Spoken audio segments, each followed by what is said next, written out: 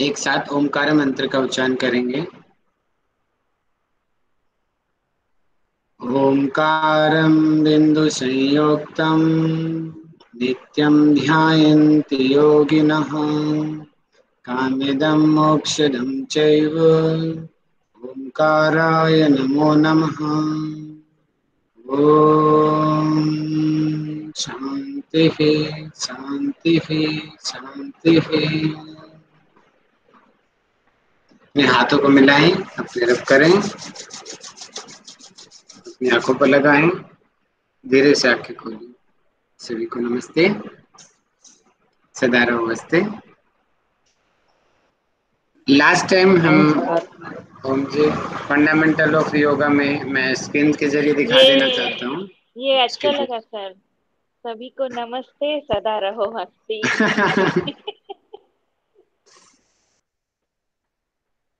ये पीडीएफ मैं आज आपको सेंड कर दूंगा। कई लोग फोटो की डिमांड करते हैं तो आपको मिल जाएंगे वहां पे, ठीक है। तो हमने जो टॉपिक हमारा फंडामेंटल ऑफ योगा है, इनकी यानी कि फाउंडेशन ऑफ योगा की योग कहाँ कहाँ पर है, किन किन ग्रंथों में योग का वर्णन मिलता है, सर उनके बारे में। सर एक बात मैं कहना चाहूंगी। कल मैं रात को प्रशांत सर से बात की थी, तो जी मतलब कि सर एग्जाम कब होगा। तो हम लोग का दोनों सेमेस्टर अलग अलग होगा ना सर। पहले बोले जुलाई में फर्स्ट सेमेस्टर होगा और सेकेंड सेमेस्टर की उन्होंने बात नहीं की थी। हाँ, पहले फर्स्ट सेमेस्टर ही तो होएगा, इसमें क्या दिक्कत है। नहीं, जैसे पहला साल खत्म हो जाएगा तो मतलब ये तो दूसरा साल शुरू होगा, तो वो दूसरा सेकेंड सेमेस्टर होगा। नहीं सर, फर्स्ट शायद फर्स्ट दोनों ईयर का सेमेस्टर सेकंड एक साथ। सेमेस्टर होगा। तो फर्स्ट सेमेस्टर पे ये फर्स्ट सेमेस्टर तो पढ़ रहे हैं हम फर्स्ट ईयर का। हम बात करते हैं, क्लास की रिकॉर्डिंग चल रही है अभी, बाद में बात करेंगे, ठीक है। अच्छा। तो अभी हमारा, अभी आप इतना ध्यान रख लीजिए, ये जो हम पढ़ रहे हैं ये आपका पेपर आएगा अभी। अभी के लिए आप इतना ध्यान रखिए, आगे का आगे के छोड़ दीजिए, ठीक है। ज्यादा आगे मत देखिए अभी फिलहाल। तो पहले के जैसे कि गुरुकुल परंपरा होती थी, तो गुरुकुलों में ज्ञान दिया जाता था। पहले के अलग अलग योगी होते थे, तालाब में पेड़ पे अलग अलग तरीके से वो अपनी साधना करते थे और सिद्धियां प्राप्त करते थे। वेदों के अंदर चार वेद है, ऋग्वेद यजुर्वेद सामवेद अथर्ववेद, वेदों के अंदर योग का वर्णन मिलता है। गुरु की पूजा की जाती थी, और पहले क्या होते, ताड़ के पत्तों के ऊपर लिखी जाती थी। आजकल तो कागज हो गया है। उपनिषदों में योग का वर्णन है, कुल 108 उपनिषद का वर्णन किया गया है। तो वेद है, स्मृति है, दर्शन है, पुराण है, रामायण है, महाभारत है, गीता है, इन सब में क्या है कि योग का वर्णन मिलता है। तो इससे हमें पता चलता है कि योग कितना पुराना है। योग का इतिहास तब से है जब से सृष्टि है। भारतीय दर्शन, भारत में 9 दर्शनों को मान्यता मिलती है, जिसमें दो भागों में डिवाइड किया जाता है, आस्तिक और नास्तिक। आस्तिक जो वेद की सत्ता को मानते हैं, नास्तिक जो वेद की सत्ता को नहीं मानते। तो 6 आस्तिक दर्शन है, सांख्य दर्शन, योग दर्शन, न्याय दर्शन, वैशेषिक दर्शन, मीमांसा दर्शन और वेदांत दर्शन। नास्तिक दर्शन के अंतर्गत 3 दर्शन आते हैं, चारवाक दर्शन, बौद्ध दर्शन और जैन दर्शन। अष्टांग योगा में 8 स्टेप हैं, यम नियम आसन प्राणायाम प्रत्याहार धारणा ध्यान समाधि।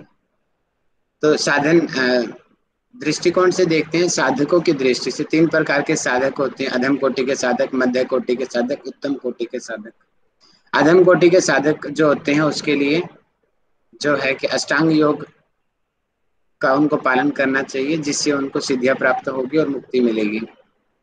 मध्य कोटि के साधक के लिए क्रिया योग की साधना बताई गई है। उत्तम कोटि के साधक के लिए अभ्यास वैराग्य और ईश्वर प्रणिधान बताया गया है। तो ये 8 इसके सीक्वेंस में स्टेप है, यम नियम आसन प्राणायाम प्रत्याहार धारणा ध्यान समाधि। एक सीढ़ी की तरह है, हर सीढ़ी को हमें फॉलो करना पड़ेगा, उसके बाद में ही हम जो प्रकाश में जो स्वरूप है वास्तविक जो हमारा, तदा दृष्ट स्वरूप अवस्थान, हम दृष्टा अपने वास्तविक स्वरूप में तभी अवस्थित हो सकता है जब हम स्टेप बाय स्टेप इनको फॉलो करेंगे। तो 8 अंगों को 2 भागों में डिवाइड किया जाता है, बहिरंग और अंतरंग। बहिरंग साधन यानी कि जो पहले के जो 5 स्टेप है, जिसमें यम नियम आसन प्राणायाम प्रत्याहार तक के जो है वो बहिरंग है। और धारणा ध्यान समाधि को अंतरंग साधन के अंतर्गत गिना जाता है, क्योंकि इसमें इंटरनल चीजें ज्यादा होती है करने के लिए। यम को 5 भागों में डिवाइड किया जाए, अहिंसा, सत्य, अस्त्य, ब्रह्मचर्य और अपरिग्रह। नियम के 5 पार्ट होते हैं, शोध, संतोष, तप, स्वाध्याय से प्रणिधान। आसन, स्थिरता पूर्वक सुख पूर्वक बैठना। आजकल हम अनेकों प्रकार के आसन हैं आज की भाषा में, लेकिन योग दर्शन में किसी आसन का वर्णन नहीं है। प्राणायाम, जो श्वासों का नियंत्रण करना और उनको विस्तारित करना प्राणायाम है। प्रत्याहार, इंद्रिया जो हमारी, जो ज्ञान इंद्रिय, कर्म इंद्रिय जो बाहर की तरफ, बाहर के विषयों की तरफ आकर्षित होती है, उनको अंतर्मुखी बनाना ही प्रत्याहार है। धारणा, जो कंसंट्रेशन का बार बार प्रैक्टिस करना, ध्यान का अभ्यास ही धारणा है, ध्यान का शुरुआती अभ्यास। ध्यान जो है कि एक तानता हो, जिसके अंदर कोई भी ब्रेकडाउन न हो, वो पूरा जो फोकस के साथ चीज की जाती है उसको ध्यान कहते हैं। समाधि, ध्यान की जो प्रकार, उच्चतम जो अवस्था है उसको समाधि कहते हैं। समाधि में आत्म साक्षात्कार होता है और समाधि की अवस्था में आने के बाद में अनेकों प्रकार की सिद्धियां प्राप्त हो जाती हैं। तो हमने कर्म योग में भी क्रिया योग में हमने देखा, तप, स्वाध्याय से प्रणिधान है, 3 चीजें क्रिया योग के अंतर्गत आती हैं। तप वो है द्वंद्वों को सहना। स्वाध्याय क्या है कि आत्मनिरीक्षण करना। इसके 4 स्टेप हमने बताए थे कि राइट नॉलेज हो, कंपैरिजन हो, उसके बाद में प्लानिंग की जाती है और उसके बाद में जो प्लानिंग किया है उसको अपने व्यवहार में डाला जाता है। तो उससे क्या होता है, हमारा व्यवहार परिवर्तन होता है और हमारे जो कर्म है वो ज्यादा बेहतर होते हैं। तो ये स्वाध्याय है। और ईश्वर प्रणिधान जो है अपने ईश्वर के प्रति समर्पित कर देना। इसके अलावा हमारे सिलेबस में कर्म योग, भक्ति योग और ज्ञान योग है। कर्म योग के बारे में हमने कल अध्ययन किया। कल हमने देखा था कि कर्म जो है, कर्म का अर्थ होता है क्रिया करना, व्यापार करना, कि कुछ भी करना वो कर्म है। प्रकृति में हम बंधे हुए हैं, जो शरीर को धारण किया हुआ है वो कर्म करने के लिए विवश है। मुख्य रूप से कर्म को 2 भागों में बांटा जाता है, विहित और निषिद्ध। विहित कर्म उनको बोलते हैं जो कर्म करने चाहिए, जो किए जाते हैं, जिसमें नित्य कर्म है, नैमित्तिक कर्म है, काम्य कर्म है और प्रायश्चित कर्म है। नित्य कर्म जो डेली के नित्य किए जाएं, नैमित्तिक किसी उपलक्ष्य में किए जाएं, काम में जो किसी इच्छा पूर्ति के लिए किए जाएं, और प्रायश्चित जो पाप कर्मों को का प्रभाव कम करने के लिए किए जाए। निषिद्ध कर्म उनको बोलते हैं जो पाप कर्म होते हैं। तो भागवत गीता में अलग अलग कर्मों के प्रकार बताए गए हैं। भगवत गीता में कर्म, कर्म, विकर्म बताया गया है। कर्म बताया गया है कि जो शास्त्रों के अनुकूल जो चीजें उनको कर्म कहते हैं। अकर्म, निष्काम कर्म को ही वहां पे अकर्म कहा गया है, जिसमें कोई भी अटैचमेंट नहीं होती है कर्म फल के प्रति। और विकर्म यानी कि निषिद्ध कर्म, जिनसे जो शास्त्रों के अनुकूल नहीं है, ऐसे कर्मों को विकर्म कहा गया है भगवत गीता में। इस प्रकार हमने देखा कि वेदांत में और योग दर्शन में 4 प्रकार के कर्म बताए गए हैं। शुक्ल कर्म, कृष्ण कर्म, शुक्ल कृष्ण और अशुक्ल अकृष्ण कर्म। शुक्ल कर्म जो होते हैं, जो पुण्य जो कर्म होते हैं, जो जिनसे पुण्य मिलता है। कृष्ण कर्म जो हमारे, जिनसे पाप मिलता है। और शुक्ल कृष्ण यानी कि जो पाप और पुण्य दोनों के मिक्स होते हैं, मिले जुले होते हैं। और अशुक्ल अकृष्ण कर्म जो योगियों के जो कर्म होते हैं, उनको अशुक्ल कृष्ण कर्म कहते हैं।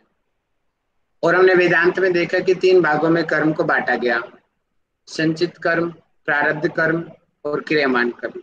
संचित जो पहले के कर्म है हमारे और स्टोर हो चुके हैं हमारे पास, और उनका फल हमें अभी भी मिल रहा है और आगे भी मिलेगा, वो संचित कर्म है। प्रारब्ध कर्म, प्रारब्ध जो है कि संचित कर्मों के जो प्रबल है, जो फिलहाल अभी मिल ही रहे हैं, प्रधान जो कर्म है, जो हमें, जिसको हम भाग्य बोलते हैं, वो प्रारब्ध कर्म होते हैं। क्रियमान कर्म जो हम अभी करेंगे और उसका फल आगे जाकर के मिलेगा, यानी कि जो संचित और प्रारब्ध कर्मों का निर्माण करते हैं, वो उनको क्रियमान कर्म कहते हैं। तो इतना हम लोगों ने कल अध्ययन किया। इससे आगे हम आगे का आज अध्ययन करते हैं। आज का हमारा टॉपिक है भक्ति योग। आप लोग अपनी कॉपी में लिख लेंगे, जो यहाँ पे दिखाई दे रहा है। क्या है बताएंगे टॉपिक क्या आज का हमारा? भक्ति योग। भक्ति योग। भक्ति योग। और इसके बाद में हम अध्ययन करेंगे ज्ञान योग। ज्ञान योग। और इसके बाद हम अध्ययन करेंगे मंत्र योग। आज हम 3 योग को पढ़ेंगे आज हम एक साथ, भक्ति योग, मंत्र योग। ज्ञान योग और मंत्र योग। तो सामान्य दृष्टि से हम देखते हैं कि भक्ति यानी कि साधना करना, भगवान की पूजा करना, उसको हम भक्ति लेते हैं। भगवत गीता में हमने भक्ति योग को बहुत अच्छे से अध्ययन भी किया था।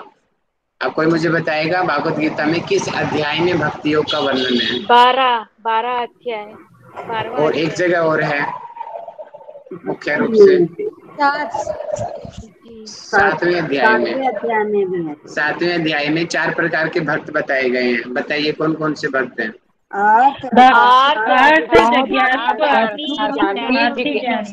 बहुत बढ़िया। आर्त भक्त, जिज्ञासु भक्त, अर्थार्थी भक्त और ज्ञानी भक्त, 4 प्रकार के भक्त वहाँ पे भगवत गीता में बताए गए हैं। इस प्रकार अलग अलग ग्रंथों में अलग अलग प्रकार के भक्त बताए गए हैं। आज हम उनका अध्ययन करेंगे। नवदा भक्ति का अध्ययन करेंगे कि विशेष रूप से पेपर में आती है, सीधा 10 नंबर का क्वेश्चन आएगा, ध्यान रख लीजिए नवदा भक्ति के नाम से। आज हम इन चीजों को अध्ययन करेंगे। तो अभी जो है स्नेहा जी, स्नेहा मैडम आप पढ़ के सुनाएंगे, नवदा भक्ति के पॉइंट से भी बताइए।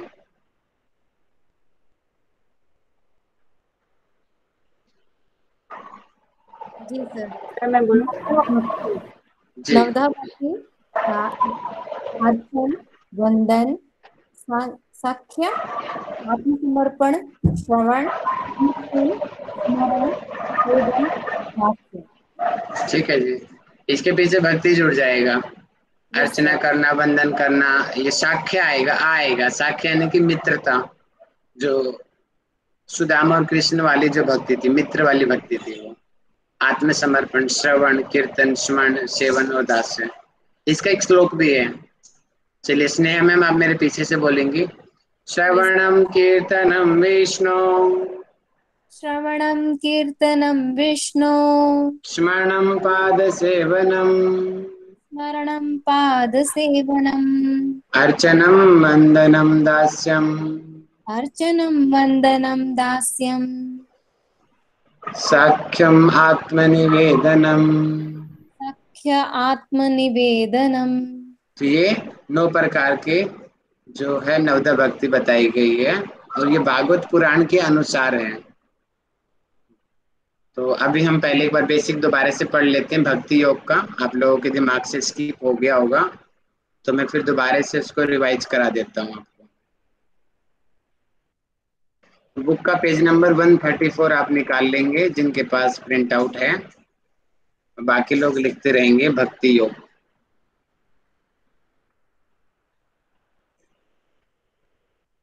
देखिए भक्ति क्या है? भक्ति योग प्रेम की यथार्थ लोग की उच्च पराकाष्ठा है। अर्थात इससे ज्यादा जो है, सामान्य रूप से प्रेम हम बोलते हैं कि एक दूसरे के प्रति स्टार्टिंग में तो आकर्षण को ही प्रेम बोला जाता है। और भारत में तो बहुत वेरिएशन है प्रेम के कि माँ बाप का प्रेम होता है, भाई बहन का प्रेम होता है, दोस्तों का प्रेम होता है, हस्बैंड वाइफ का प्रेम होता है, लड़का लड़की का प्रेम होता है, अनेकों प्रकार है प्रेम के। तो प्रेम कोई भी हो, उसकी जो उच्च पराकाष्ठा है उसको ही भक्ति योग कहते हैं। इसमें क्या होता है? ईश्वर के प्रति अत्यधिक प्रेम ही भक्ति है।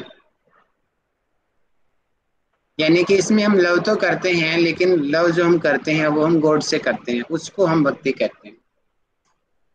जबकि संसार के भौतिक पदार्थ से मोह त्याग कर अनन्य भाव से ईश्वर की उपासना करता है, इसी को ही भक्ति कहते हैं। अर्थात कि जो हमारे संसार की मोह माया के साथ अटैच नहीं होता है, वो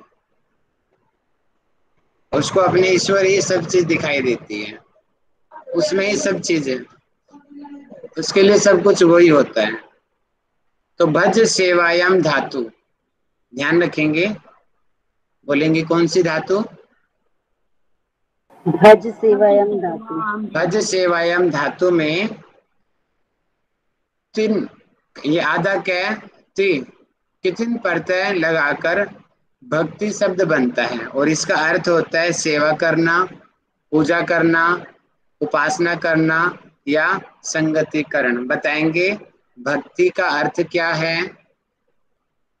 सेवा भक्ति का करना। अर्थ है सेवा करना, पूजा करना, उपासना करना और संगति करना। बहुत बढ़िया। ये किसका अर्थ है? भक्ति का। बहुत बढ़िया।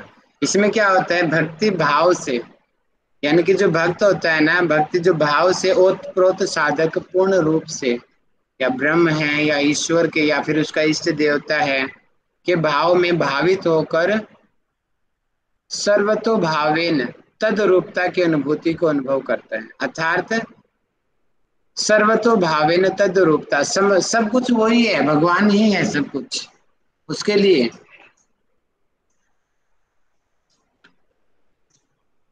और उत्कट प्रेम विशेष का नाम ही भक्ति है। तो आप इसकी डिटेल्स आप थोड़ा अपने आप से पढ़ लेंगे, ठीक है? भक्ति की और क्या क्या वो होती है, अलग अलग ग्रंथों में अलग अलग कहा है। जैसे कि यहाँ पे लिखा हुआ ये रहा, सांडिल्य भक्ति में बताया गया। इसमें भक्ति को परिभाषित करते हुए कहा है कि सा भक्ति परानुरक्ति रेश्वर। इसका अर्थ क्या है कि ईश्वर में परम अनुरक्ति भक्ति है, अनन्य प्रेम में डूब जाना ही भक्ति। इन चीजों को आप थोड़ा अपने आप से अध्ययन कर लेंगे। ऊपर भी दिया हुआ है, नीचे भी दिया हुआ है कि किस किस ग्रंथ के अनुसार क्या क्या भक्ति दिया हुआ है। भागवत गीता के अनुसार 7वें अध्याय का 16वां श्लोक में ये हमने पढ़ा था, चतुर्विद्या भजन्ते माम जतारु सुकृतनोर्जन आर्तो जिज्ञासु अर्थार्थी ज्ञानी च भर्तर्षभ। कि आर्त भक्त, जिज्ञासु भक्त, अर्थार्थी भक्त और ज्ञानी भक्त की 4 प्रकार के भक्त भजनते कहे जाते हैं। भागवत गीता में 4 प्रकार के भक्त पढ़ेंगे, ब्यूटी दास मैडम पढ़ेंगी 4 प्रकार के भक्त कौन से हैं।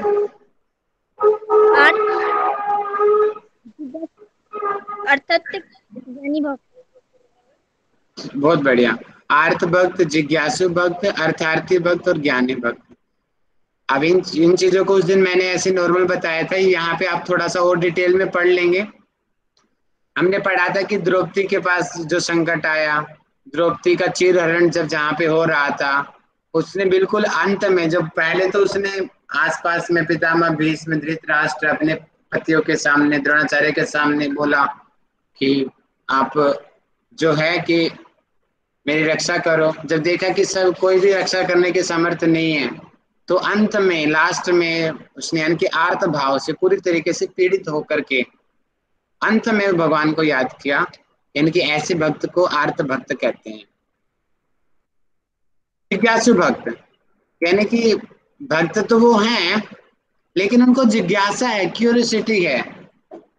जैसे कि कई लोगों ने एमए में एडमिशन लिया है कि वो उनको जॉब मिलेगी, तो वो अर्थार्थी भक्त के अंतर्गत आएंगे।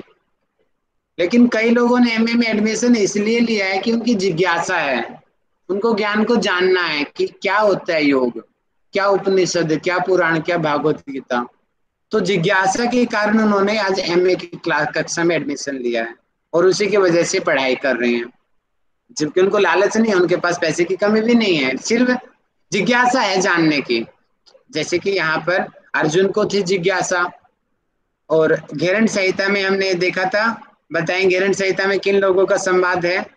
राजा चंड राजा चंड कपाली और घेरंड महर्षि। घेरंड जी की बहुत बढ़िया। तो मुझे सीता साहू मैडम बताएंगी वो स्टोरी क्या थी, कैसे घेरंड जी अपना ज्ञान देना शुरू करते हैं। वो स्टोरी याद है आपको? जी सर, वो बताइए। कहते हैं कि अगर किसी को भी अचानक आत्मज्ञान की अगर प्राप्ति होती है तो वह उसे बर्दाश्त नहीं कर सकता। पहले अपने शरीर को एक घट के समान, मटके के समान तपाना पड़ता है, फिर वो उसे आत्मज्ञान के लिए तैयार किया जाता है। एक मटके की तरह जैसे पकाना पड़ता है, उसी तरह अपने शरीर को भी स्टार्टिंग में क्या लायक हुआ? बनाना पड़ता है। स्टार्टिंग में कि राजा चंड कपाली जी आए, ठीक है, कि आके क्या बोले घेरंड जी को कि हे घेरंड जी, यानी कि वहां पे उनको महर्षि मुझे कहा गया तत्व है ज्ञान दो। कि आप ही आपको तत्व ज्ञान के ज्ञाता हो, कि आप कृपा करें और मुझे तत्व ज्ञान की प्राप्ति ज्ञान दे मेरे को। तो वो वहां पे कौन से भक्त हुए? जिज्ञासु। जिज्ञासु भक्त जिज्ञासु हुए। भक्त। ठीक है। अब कृष्ण जी बोल रहे हैं, अर्जुन बैठा है, अर्जुन कह रहे हैं कि आप ही मेरे मित्र हो, आप ही मेरे भगवान हो। अब कृष्ण अर्जुन के क्वेश्चन उठते रहते हैं, बोल रहे हैं आत्मा क्या है, अच्छा स्थित प्रज्ञ क्या है, अच्छा भक्त क्या होता है, कर्म योग क्या होता है, अर्जुन के क्वेश्चन चलते रहते हैं आगे से आगे से आगे से। तो जिज्ञासा है, तो ऐसे भक्त को कौन से भक्त बोलेंगे? जिज्ञासु जिज्ञासु जिज्ञासु भक्त। भक्त है। बहुत बढ़िया। जो अपने जिज्ञासा को शांत करने के लिए भगवान की भक्ति करते हैं। अर्थार्थी भक्त, अर्थार्थी भक्त मतलब कि जो हमें अर्थ की प्राप्ति के लिए, अब जैसे कि ये अभी स्टार्ट होने वाला है कुछ दिनों में, 2-3 दिनों में हो भी चुका है स्टार्ट। हे भगवान, है भोलेनाथ, मैं रोज सोमवार को ना, हर मंडे को दूध का लोटा चढ़ाऊंगे, मेरे को पास कर दे, मेरे को अच्छे नंबर ला दे। रिश्वत देनी। हे बजरंग बली, लड्डू चढ़ाऊंगी 100 रुपए का, मुझे 100% दे देना। हाँ, रिश्वत देते हैं, जैसे वो रिश्वत ले लेगा तो उसको कमी है किसी चीज की, ऐसे रिश्वत दी जाती है भगवान को। वो आपकी रिश्वत का वेट कर रहा है, नहीं मिलेगी तो भूखा मर जाएगा। तो क्या है कि जब हम कोई चीज पाने के लिए कुछ चीज करते हैं, भक्ति हम कर रहे हैं, पाने के लिए कर रहे हैं, तो उसको अर्थार्थी भक्त के अंतर्गत हम उसको गिनते हैं। जैसे आप लोग, कई लोग एमए इसलिए कर रहे हैं ताकि वो पीएचडी कर सके या वो जॉब कर सके अच्छी, तो एक कामना छिपी हुई है ना उनकी, अर्थ पाने की। तो वो जो भक्त हैं वो अर्थार्थी भक्त के अंतर्गत आएंगे।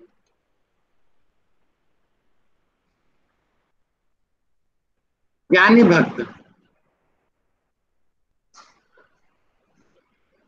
ज्ञानी भक्त जो है उनको फल से कोई मतलब नहीं होता है। सामान्य रूप से सांसारिक फल से कोई मतलब नहीं होता, उनका टारगेट ही बहुत बड़ा होता है, आत्म कल्याण या फिर सीधा ही ब्रह्म की प्राप्ति, मोक्ष की प्राप्ति। और वो ज्ञान के जरिए, तत्व ज्ञान के जरिए भगवान को प्राप्त करते हैं। तो ऐसे भक्त को कौन सा भक्त कहते हैं? ज्ञानी भक्त। ज्ञानी वेरी भक्त। गुड। तो ये हमने भागवत गीता के अनुसार पढ़ा। भागवत गीता में बताया गया कि इन 4 प्रकार के भक्तों में कौन सा भक्त सबसे श्रेष्ठ है? ज्ञानी भक्त। ज्ञानी बहुत भक्त। बढ़िया, बहुत अच्छे, वेरी गुड। तो अब हम पढ़ते हैं नवदा भक्ति। क्या पढ़ेंगे? नवधा भक्ति। नवदा भक्ति। नवदा भक्ति, बहुत बढ़िया। ठीक है, तो अब मेरे पीछे से पढ़ेंगी ज्योति पांडे जी। ज्योति जी आप पढ़ेंगी। जी सर। श्रवणम कीर्तनम विष्णु, श्रवणं कीर्तनं विष्णु शमनम पाद सेवनम, श्रवणं पादसेवनम् अर्चनम वंदनम दास्य, अर्चनं वन्दनं दास्य साख्यम आत्मनिवेदनम। साख्यम् आत्मनिवेदनम्। ठीक है जी, बहुत अच्छा आपने पढ़ा, वेरी गुड। अब मेरे पीछे से गरिमा पांडे जी पढ़ेंगी। श्रवण श्रवण कीर्तन कीर्तन स्मरण स्मरण पाद सेवन पाद सेवन अर्चन अर्चन दास्य। दास्य से वंदन छूट गया, वंदन आएगा बीच में, वंदन वंदन दास्य दास्य साख्य साख्य और आत्मनिवेदन। और आत्मनिवेदन। ये भक्ति के 9 प्रकार हैं। ठीक है, जी सर। तो अब मेरे पीछे से पढ़ेंगे किरण मैडम पढ़ेंगे। ठीक है जी, आप पढ़ेंगी श्रवण भक्ति। श्रवण भक्ति जी। पुलिस से पढ़ा देता हूँ श्लोक से। श्रवण भक्ति, श्रवण भक्ति, कीर्तन भक्ति, कीर्तन भक्ति, ये नहीं है, स्मरण भक्ति, स्मरण भक्ति, पाद सेवन भक्ति, पाद सेवन भक्ति, अर्चन भक्ति, अर्चन भक्ति, वंदन भक्ति, वंदन भक्ति, दास्य भक्ति, दास्य भक्ति, साख्य भक्ति, साख्य भक्ति, आत्मनिवेदन भक्ति। आत्मनिवेदन भक्ति, तो यानी कि 9 प्रकार की भक्ति को नवदा भक्ति कहा जाता है। क्या कहा जाता है? नवधा भक्ति कहा जाता नवधा है। भक्ति कहा ठीक जाता है जी, है। बहुत बढ़िया। अब हम पढ़ते हैं एक एक में क्या होता है। अब जैसे कि मैं पहले पिक्चर आपको दिखा देता हूँ, थोड़ा सा आप लोगों के लिए मैंने सिलेक्ट किया है, तो आपको समझने में थोड़ा आसानी होगी। ठीक है, ये रहा। देखिए, भक्ति ये भी है कि अपने गुरु के नीचे बैठा है और गुरु को सुन रहा है, तो ये आ जाएगी श्रवण भक्ति। कौन सी भक्ति आ जाएगी? ये श्रवण। श्रवण भक्ति। श्रवण भक्ति। मैं फोटो जो है ना बिल्कुल सीक्वेंस में लगाई हुई है मैंने, श्रवण कीर्तन श्रवण पाद सेवन, इस तरीके से। ये सुन के ज्ञान को ले रहा है, भक्ति कर रहा है एक तरीके से, भगवान की, गुरु को ही भगवान माना हुआ है। अब ये बताओ क्या कर रहा है ये? कीर्तन। कीर्तन। Very good. ये भी भक्ति है, आप लोग भी करते हो अपने तरीके से, भजन गाते हो, गीत गाते हो, है ना। भारत में तो बहुत ज्यादा होती है चीज, ये तो विदेश की फोटो है। तो कीर्तन किया जा रहा है यहाँ पे भगवान का, तो ये कीर्तन भक्ति होगी। ये कौन है बताओ, फोटो से पहचाना? प्रहलाद जी। प्रहलाद। प्रहलाद है। तो ये जो है स्मरण कर रहा है भगवान को, 2400 घंटे अपने भगवान को याद रखता है ये, तो इसको कौन से भक्ति बोलेंगे? स्मरण। स्मरण भक्ति। बहुत बढ़िया। इसको आग में जला दिया, पानी में फेंक दिया, हमेशा इसको भगवान याद किए और भगवान फिर इसकी रक्षा भी करते हैं, तो इसको स्मरण भक्ति बोलते हैं। ये लक्ष्मी माता जी है। ये क्या करती है कि अपने पाद सेवन। पाद सेवन, पैरों की, हमेशा उसके चरणों की सेवा करती है, तो इसको पाद सेवन भक्ति बोलते हैं। अब ये जो है पूजा पाठ कर रहे हैं, आरती कही जा रही है पंडित जी के द्वारा, तो ये कौन सा है? अर्चन। अर्चन यानी कि पूजा करना इत्यादि। ठीक है। वंदनम में इसमें वही आ जाएगा, वंदना करना। और हनुमान जी एक तरीके से, हनुमान जी खुद भगवान का ही रूप है, लेकिन वो दास बने हुए हैं, दास की तरह। देखा होगा ना आपने, इसमें जो एक उदाहरण भी है ना उसका, कौन सा है वो? तुलसीदास नहीं, हाँ तुलसीदास जी राम जी के दास की तरह एक तरीके से, वो भी नहीं, वो उदाहरण ठीक नहीं आएगा। हनुमान जी का उदाहरण सही है। हनुमान जी हमेशा ही अपने को दास समझते हैं राम जी का, कि मैं इनका दास हूं। ये कौन है बताइए? कृष्ण सुदामा। श्री कृष्ण। और इनके बीच में कैसा इनका संबंध क्या था? साख्यम। मित्र। मित्र का था। अब यानी कि दोनों दोस्त भी थे, दोस्त भी थे, और सुदामा कृष्ण का भक्त भी था। यानी कि मित्रता अपनी जगह पे, भक्ति अपनी जगह पे, तो इसको साख्य भक्ति बोलते हैं, यानी कि मित्र वाली भक्ति। और जैसे अर्जुन और कृष्ण जी की भक्ति है, वो कौन सी भक्ति आएगी? वो भी साख्य भक्ति है। क्यों आएगी साख्य भक्ति? दोनों सखा थे, दोनों दोस्त। बहुत बढ़िया, दोनों बहुत अच्छे दोस्त थे, तो बार बार में अपने मित्र भी कह के बुलाया जाता है। भागवत गीता में हम देखते हैं कि वो दोनों मित्र थे, तो साख्य भक्ति आएगी वो। अब ये राजा बलि है, ये वहां पे भगवान ये वामन का अवतार लेके आते हैं, बाद में पूरी तरीके से जो बलि है अपने आप को समर्पित कर देता है। इसको कौन सी भक्ति बोलेंगे? आत्मनिवेदन। आत्मनिवेदन। ये सबसे पराकाष्ठा होती है भक्ति की, पूरी तरीके से समर्पण कर देना। भैया इसने वचन दे दिए, 3 वचन दे दिए, आप जो चाहो वो कर लो, मेरा शरीर भी, ये भूलोक भी आपका हुआ, ब्रह्मलोक भी आपका हुआ, खुद मैं भी आपका ही हुआ। अपने आप को भी समर्पण कर देते हैं ना, अंत में तीसरा पैर रखते हैं, तो ये आत्मनिवेदन भक्ति। तो ये भक्ति में अब हम इनको थोड़ा थोड़ा और अध्ययन करते हैं, भक्ति में और क्या होते हैं। ठीक है जी, ये आपको दिखाई दे रहा है श्रवण भक्ति, ठीक है जी। अब तो मैं आप लोगों से पढ़ाना चाहूंगा। मुझे पढ़ के सुनाएंगे खुशबू कुमारी जी, खुशबू वर्मा जी। श्रवण भक्ति को पढ़ के सुनाओ। श्रवण भक्ति में आता है, परम पिता परमेश्वर अपने आराध्य इष्ट के दिव्य गुणों व लीला आदि के विषय में सुनना श्रवण भक्ति कहलाता है। बहुत बढ़िया। अब जैसे कि सुनना, अब यहाँ पे गुरु जी इसको भगवान की कथा सुना रहे हैं, ज्ञान दे रहे हैं, तो ये कौन सी भक्ति में आएगा? श्रवण। श्रवण भक्ति। श्रवण भक्ति। बहुत बढ़िया जी, बहुत अच्छा बताया आपने। और अब अंकिता अग्रवाल जी पढ़ेंगी, कीर्तन भक्ति को पढ़िए जी।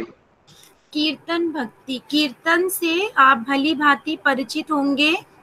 भगवान के दिव्य गुणों, लीला का गायन इत्यादि कीर्तन भक्ति कहलाती है। बहुत बढ़िया। तो इसका एग्जाम्पल ये हमें दिखाई दे रहा है कि सत्संग होती है, आज की भाषा में इसको अपने भाषा में यहाँ पे भारत में सत्संग बोलते हैं, सत्संग हो रहा है, वो कीर्तन हो रहा है ना। ठीक है, अगला हम पढ़ेंगे कल्याणी जी, श्रवण भक्ति को पढ़िए। सर ठीक से दिखाई नहीं दे रहे हैं मुझे। श्रवण भक्ति को पढ़िए। क्या, एक मिनट सर। फोन को सर्वत्र टेढ़ा कर लीजिए लैंडस्केप में।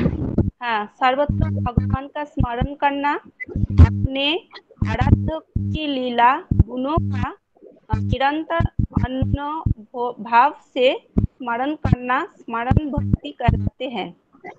इसका मैंने एग्जाम्पल भी बताया था, कौन सा एग्जाम्पल था इसका? प्रहलाद। Very good. जो भक्त प्रहलाद का, वो हमेशा ही याद करता रहता था 24 घंटे भगवान को, तो स्मरण भक्ति के अंतर्गत आएगा वो। ठीक है, बहुत बढ़िया। अगला मुझे पढ़े सुनाएंगी गौरी यादव जी। गौरी यादव जी, आप पाद सेवन भक्ति को पढ़ के सुनाएं जी। भगवान के चरणों की सेवा करना पाद सेवन भक्ति कहलाती है। यह भक्ति एक तो भगवान के चरणों का चिंतन करते हुए तथा दूसरी उनकी प्रतिमा में चरणों को धोकर श्रद्धा भाव से साधना करते हुए की जाती है। एग्जाम्पल मैंने दिखाया था, कौन सा एग्जाम्पल है इसका? लक्ष्मी जी। लक्ष्मी हमेशा विष्णु जी की पाद की सेवा करते रहती है, इसलिए उसको पाद सेवन भक्ति कहते हैं। बहुत सुंदर, वेरी गुड, बहुत बढ़िया आपने बताया है। अगला मुझे बताएंगी प्रिया मैडम, आप अर्चन भक्ति को पढ़िए।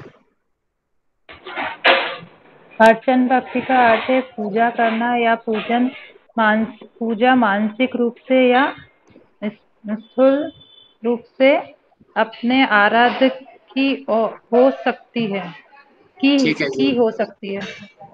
तो सामान्य रूप से यहाँ पे आप फिजिकली भी कर सकते हो पूजा करना, और मेंटली भी कर सकते हो, आंख बंद करके बैठ गए तो वो भी इसके अंतर्गत आएगा। कौन सी भक्त के अंतर्गत आएगा ये? अर्चन भक्त के अंतर्गत आएगा। बहुत बढ़िया। अब मुझे अरुणा मैडम पढ़ेंगी। अरुणा मैडम, छठा प्रकार की जो भक्ति होती है वंदन भक्ति को बताइए। जी सर, वंदन भक्ति भाव भरे मन से भगवान की वंदना करना वंदन भक्ति का उदाहरण है।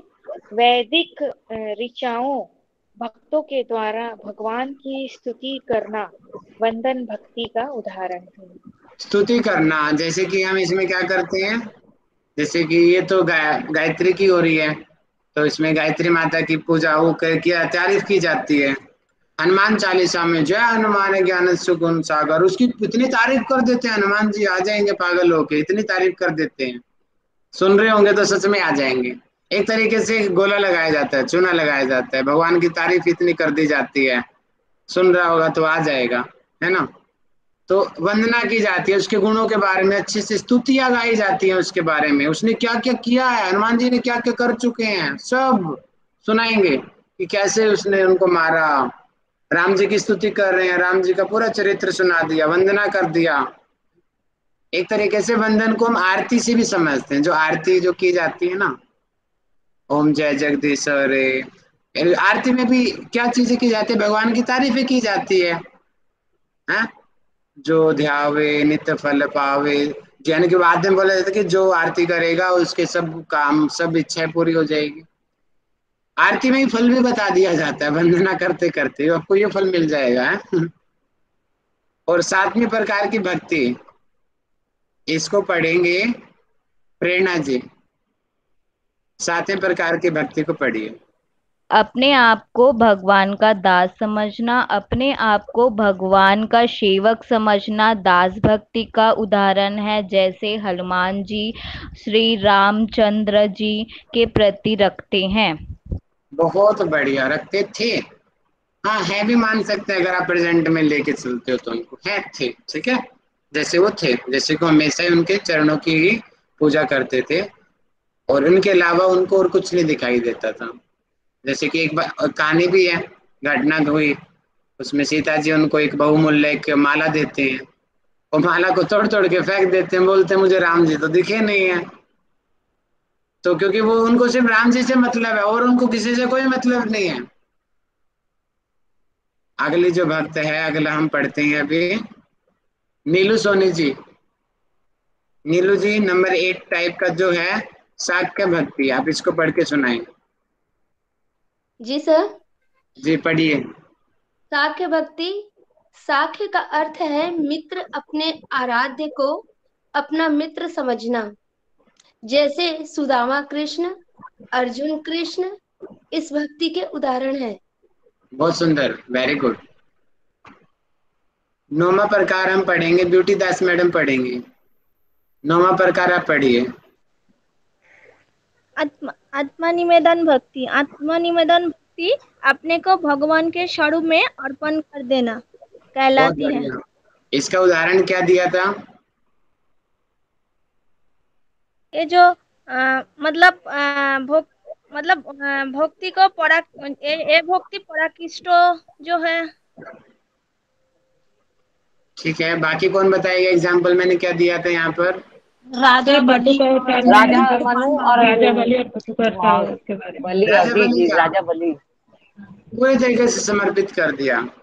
और अगर दूसरे दृष्टिकोण से देखेंगे तो भक्त प्रहलाद वाला भी उदाहरण एक तरीके से सही जाएगा।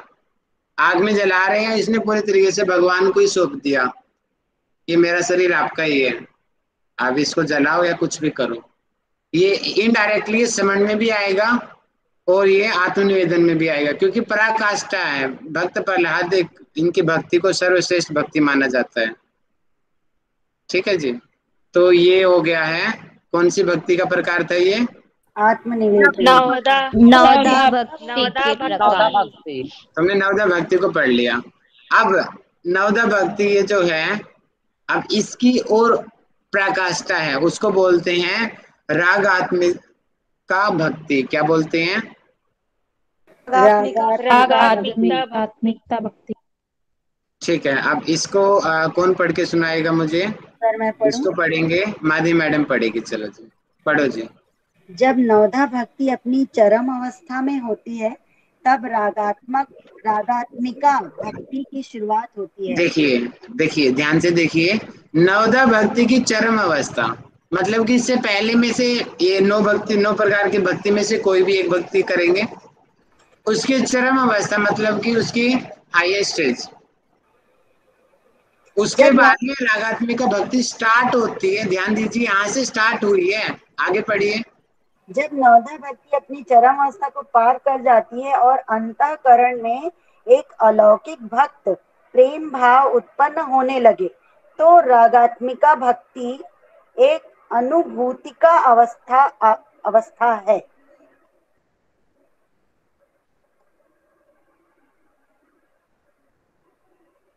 फिर से पढ़ूं सर? आगे पढ़िए, पूरा पढ़िए। अच्छा, ऐसी अवस्था में साधक अपने आराध्य की झलक का अनुभव कर सकता है, उसे अपने आराध्य दिखाई देने लगते हैं, वह भी सजीव है। उनकी झलक वह कभी आसमान में, कभी पेड़ों में, कभी जलाशय में, तो कभी अपने मंदिर में उसको उनकी प्रतिमा सजीव दिखाई देने लगती है। अब इसमें एक आधुनिक युग में एक भजन चलता है, इसका बहुत अच्छा भजन है, तो कोई उस भजन का नाम बताएगा?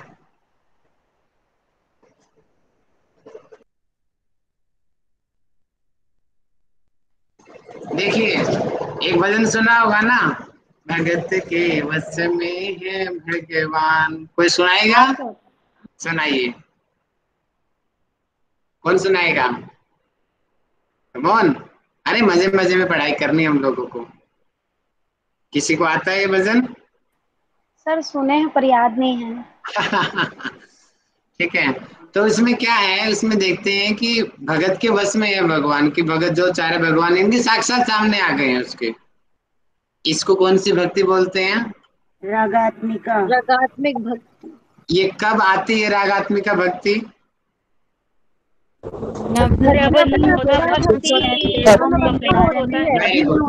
नवदा भक्ति की चरम अवस्था, कि पहले तो नवदा भक्ति हुई, इसके बाद में ये आती है स्टेज। अब इसके बाद की और स्टेज भी होती है। इसमें तो साक्षात हो रहा है भगवान का, कभी पेड़ पे दिखाई देगा, कभी पानी में दिखाई देगा, कभी बिस्तर में दिखाई देगा, तो इसको रागात्मिका बोलते। अब इससे जो श्रेष्ठ है उस भक्ति का नाम क्या है बताएंगे? पराभक्ति। पराभक्ति। अब धर्मवीर सर पढ़ेंगे पराभक्ति वाली लाइन को। जी सर पढ़ता हूँ। पराभक्ति रागात्मिका भक्ति की चरम अवस्था है। यह साधक की उत्कृष्ट और अंतिम पराकाष्ठा है। पराभक्ति में द्वैत नहीं रहता है। इस अवस्था में उपासक और आराध्य एक हो जाते हैं और साधक को एकमात्र ब्रह्म का साक्षात्कार होता है। बहुत बढ़िया। अब रागात्मिका भक्ति में तो क्या हो रहा था, यहाँ पे द्वैत है। द्वैत का मतलब होता है दो चीज होना, ये भगवान है और ये मैं हूं। जैसे आप हो और मैं हूं, मैं आपको अपने से अलग समझता हूं, तो ये द्वैत है। तो रागात्मिका में अलग अलग होते हैं, भगवान ये है और मैं ये हूं। अब पराभक्ति में वो द्वैत भाव समाप्त हो जाता है, मैं ही भगवान हूं और मैं ही राहुल हूं, वो एक हो जाता है। हर जगह उसको भगवान दिखाई देते हैं, किसी में कुछ अंतर ही नहीं दिखाई देता। साक्षात ये ही, इसमें ही ब्रह्म का साक्षात्कार होता है। तो सबसे श्रेष्ठ भक्ति कौन सी हुई फिर? पराभक्ति। पराभक्ति। और नवदा भक्ति में श्रेष्ठ कौन सा है? आत्मनिवेदन। वेरी गुड, अभी तो पढ़ा था ना हमने आत्मनिवेदन। 9 प्रकार की भक्ति होती है, श्रवण भक्ति, कीर्तन भक्ति, स्मरण भक्ति, पाद सेवन भक्ति, अर्चन भक्ति, वंदन भक्ति, दास्य भक्ति, साख्य भक्ति, आत्मनिवेदन भक्ति। नवदा भक्ति की जो चरम अवस्था है उसके बाद में रागात्मिका भक्ति शुरू होती है, जिसमें भगवान का साक्षात्कार शुरू होता है। और इसकी भी जो पराकाष्ठा है उसको पराभक्ति बोलते हैं, जिसमें द्वैत भाव यानी कि दो का भाव समाप्त हो जाता है और भगवान और हम एक ही हैं हो जाते हैं उसमें, और ब्रह्म का साक्षात्कार इसमें हो जाता है। इसको पराभक्ति कहते हैं। तो भक्ति योग का ये कंसेप्ट आप सभी लोगों को क्लियर हुआ होगा। और दूसरा जो भागवत गीता में भी आती हैं बातें, कि भगवान जो है अपने भक्त से किसी प्रकार की एक्सपेक्टेशन नहीं रखता, वो सिर्फ भाव को देखता है। जैसे मैं आप लोगों को बोलता हूँ ना, आप बोलो, आप नोट्स दिखाओ, मैं क्या करता हूँ, सिर्फ आपके भाव को देख रहा हूँ। क्या आपने लिखा है क्या नहीं लिखा है उस पर मेरा ज्यादा फोकस नहीं होता है, लेकिन कितना अच्छा आपने लिखा है, कितना मन से आपने लिखा है, कितना अच्छे से आप बोल पा रहे हो स्क्रीन पर आकर के, हम इस चीज को देखते हैं। कोशिश तो कर रहे हो ना, कोशिश करना बहुत बड़ी बात है। उनका क्या करें जो कोशिश भी नहीं करते। तो इसी प्रकार जो भगवत गीता में बात कही गई है कि भक्त से एक्सपेक्टेशन उनकी कुछ नहीं होती है। भक्त खाली नमस्ते भी कर देगा श्रद्धा भाव से भी, तो भी मैं उसको स्वीकार करूंगा। और जो द्वेष भाव से, बेईमानी के भाव से लाखों रुपए दान कर रहा है, वो स्वीकार नहीं होते। तो भगवत गीता में एक लाइन आती है, श्रद्धा वा लभते ज्ञानम, कि श्रद्धावान को ही ज्ञान प्राप्त होता है। जिसके अंदर श्रद्धा नहीं होती है उसको ज्ञान नहीं मिल सकता। जैसे कि हमारे गुरुजी बोलते थे, आप हमारी कक्षा में आए हो, आपने आज से पहले जो आपके पास ज्ञान की टोपी है उसको उतार दो, और मेरे सामने इस तरीके से बैठो कि आपको कुछ नहीं आता, तभी आप कुछ सीख पाओगे। अगर आप पहले से ये करके आए हो, मुझे तो इतना आता है, अरे मैं तो नेट क्वालिफाइड हूँ, ये मुझे क्या पढ़ाएगा, मैं इसको पढ़ा दूंगा। अगर श्रद्धा नहीं है आपके अंदर, टीचर के प्रति श्रद्धा नहीं है, तो कभी भी आप सीख नहीं सकते हो। श्रद्धा के साथ में अगर आप किसी बच्चे को भी देख लोगे ना, उससे भी आपको कुछ ना कुछ चीज सीखने को मिल जाएगी। और अहंकार के भाव से बड़े गुरु से भी आप कुछ नहीं सीख सकते। इसलिए श्रद्धा वल्लभते ज्ञानम, इतनी बड़ी बात भगवत गीता में कही गई। श्रद्धावान को ही ज्ञान मिलता है, और जिसके पास श्रद्धा नहीं होती है, ज्ञान उसको नहीं मिलता। ठीक है, तो अगर आप ये फॉर्मूला है, अगर आपको कुछ सीखना है तो सामने वाला छोटा है, बड़ा है, ऊंचा है, नीचा है, सब भेदभाव दूर करो, श्रद्धा के साथ उसको सुनो, अपने आप आपको ज्ञान प्राप्त होने लग जाएगा। तो यहाँ पे हमारे भक्ति योग कंप्लीट होते हैं। अब दूसरा हम पढ़ते हैं ज्ञान योग के बारे में। ज्ञान योग क्या है? एक तरीके से आप एक चीज पहले तो कंसेप्ट अपने मन में क्लियर रख लीजिए कि ज्ञान योग, भक्ति योग, कर्म योग, मंत्र योग, हठ योग, राज योग, लय योग, अनेकों प्रकार है योग के, लेकिन ये सभी के सभी एक ही है। जैसे आपने देखा होगा, अगर मैं एक पिक्चर के जरिए आपको समझाना चाहूं, देखिए मैं एक पिक्चर बनाना चाहूंगा, ध्यान से सुनना। ये मान लेते हैं ये हमारा एम है, यहाँ पे हमें पहुंचना है। अब यहाँ पे माधवी जी खड़ी है, यहाँ पे धर्मेंद्र जी खड़े हैं, यहाँ पे अरुणा मैडम खड़ी है, ठीक है, और यहाँ पे नीलू जी खड़ी है। अब नीलू जी इस रास्ते से आ रही है, अपने टारगेट तक पहुंच गई है, ठीक है। अब माधवी जी यहाँ से आ रही है, दूसरे रास्ते से आ रही है, बड़े रास्ते से घूमते हुए आ रही है, ये भी पहुंच गए। यहाँ से दूसरे रास्ते से आ गए हैं, ये भी रास्ते पे पहुंच गए हैं। अब यहाँ पे कोई दूसरा पर्सन खड़ा था, वो भी आ गया। मतलब कि देखिए 4 पर्सन, चारों अलग अलग, लेकिन चारों का लक्ष्य एक ही, एक जगह पे पहुंचना। इसी प्रकार ये योग है कि मान लेते हैं कि नीलू जी कर्म योग की साधना करते हुए वो लक्ष्य क्या है? भगवान की प्राप्ति, मोक्ष की प्राप्ति, ब्रह्म की प्राप्ति। ऐसी कर्म योग है, ज्ञान योग है, हठ योग है, राजयोग है, मंत्र योग है, यानी कि सभी तरीके अलग अलग हैं। जैसे रास्ते अलग अलग रास्ते जाके एक ही जगह पे पहुंचना है, ठीक है, ऐसे ही अलग अलग योग जो हैं, जो आपको भैया सूट करे, आप उस तरीके से पहुंच जाओ। ठीक है, तो ये अलग अलग माध्यम है, जाना सबको एक ही है। तो अब ये ज्ञान योग है, अब नाम से ही इसमें झलक रहा है। ज्ञान योग यानी कि ज्ञान के द्वारा भगवान को प्राप्त करना, ज्ञान के जरिए। उसको कौन सा योग कहते हैं? ज्ञान योग। ज्ञान योग उसको कहते हैं। ज्ञान में अध्ययन किया जाता है, और उस अध्ययन में जो चीज हम पढ़ते हैं उन चीजों को अप्लाई किया जाता है। एक तरीके से आप अभी भी ज्ञान योग ही कर रहे हो, आप अध्ययन कर रहे हो ना, चीजों को सुन रहे हो, गुरु को, उन चीजों को अपने लाइफ में अप्लाई भी कर रहे हो। जैसे मैंने उस दिन बताया था, स्वाध्याय के दौरान माधवी जी ने फिर फोटो भी भेजी, पूछा भी, कुछ इम्प्रूव हुआ, कुछ कमी रह गई, तो मतलब कि मेरी बातों का कुछ असर जा रहा है। इससे एक बात तो प्रमाण हो गया कि कुछ ना कुछ आप लोग मानते हो मेरी बात का। कुछ लोग तो बिल्कुल नहीं मानते, लेकिन कुछ लोग मानते हैं हमारी बात को। तो मतलब कि ठीक ज्ञान सही जगह पे जा रहा है, टाइम वेस्ट नहीं हो रहा है, इसका मतलब।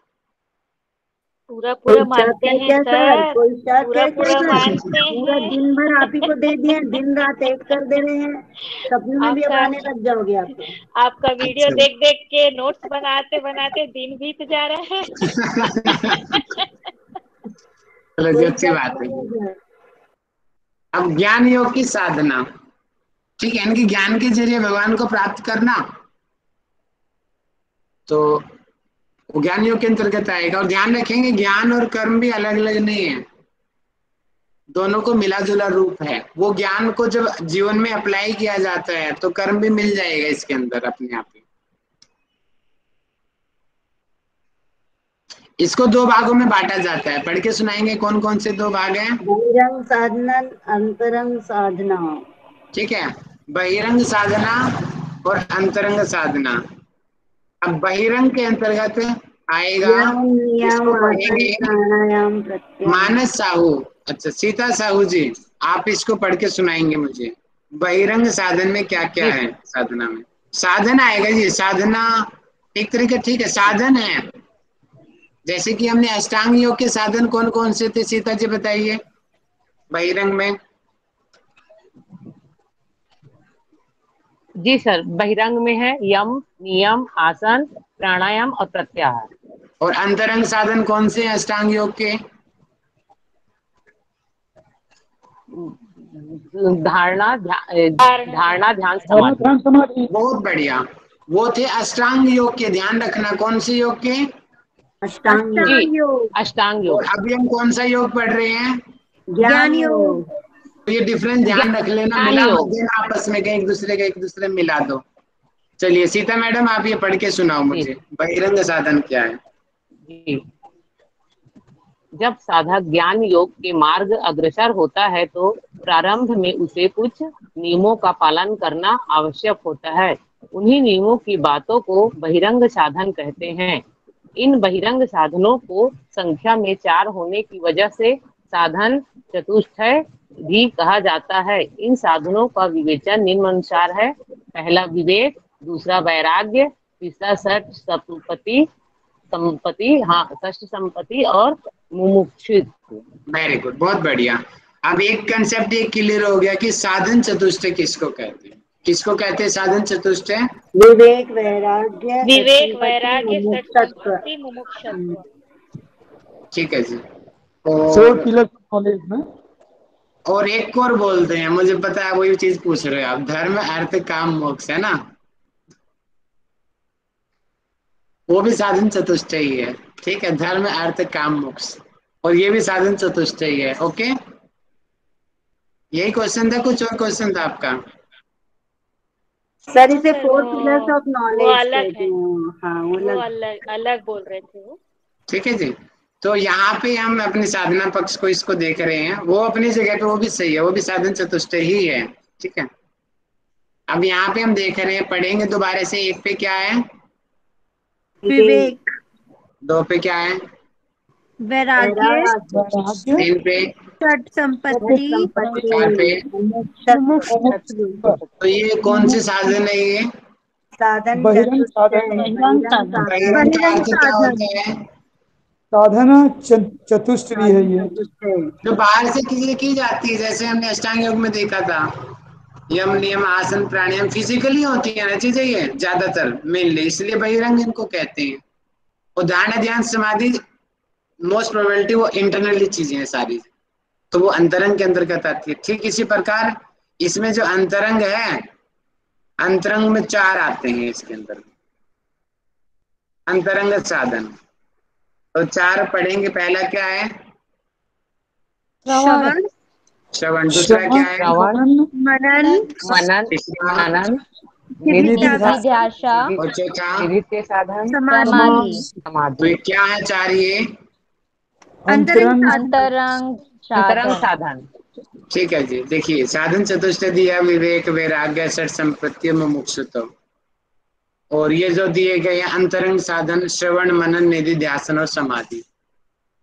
ठीक है जी, ये क्लियर हो गया, अच्छे से याद कर लेना। ये नेट के पेपर में भी कई बार पूछा गया है क्वेश्चन। ये क्वेश्चन सीधा ये आया, इस बार मेरा गलत हुआ था, ये क्वेश्चन आया था, सम आया था पेपर में क्वेश्चन। पेपर में क्वेश्चन ये लिखा हुआ था, मुझे बाद में बड़ा पछतावा हुआ, ध्यान नहीं दिया, जल्दबाजी में गलत कर दिया मैंने, कि मन का निग्रह कैसे किया जाता है। ऑप्शन दिया हुआ था सम, दम, तितिक्षा, उपरति। मैंने गलती से दम पे लगा दिया और आंसर इसका था सम। दोनों एक जैसे लगते हैं लेकिन ध्यान से देखेंगे थोड़ा सा अंतर है। सम है मन का निग्रह करना, कंट्रोलिंग माइंड, और दम है सेंसेस, इंद्रियों से संबंधित है। इंद्रियां। ये डिफरेंस है दोनों के अंदर। ऐसे क्वेश्चन हमारे नेट जेआरएफ के पेपर में आते हैं। ऐसे देखिए, इतने अंदर जाकर के क्वेश्चन पूछते हैं पेपर में जाकर। और आप तो एमए का पेपर दे रहे हो, आपके में तो सारा एक साथ आपको लिखना पड़ेगा। तो साधन चतुष्टय, विवेक, वैराग्य, षट संपत्ति, मोक्ष, ये षट संपत्ति है जो है ना, नंबर 3 पॉइंट, षट संपत्ति। ये 6 संपत्ति ये है। एक साथ बोलेंगे सम, सम,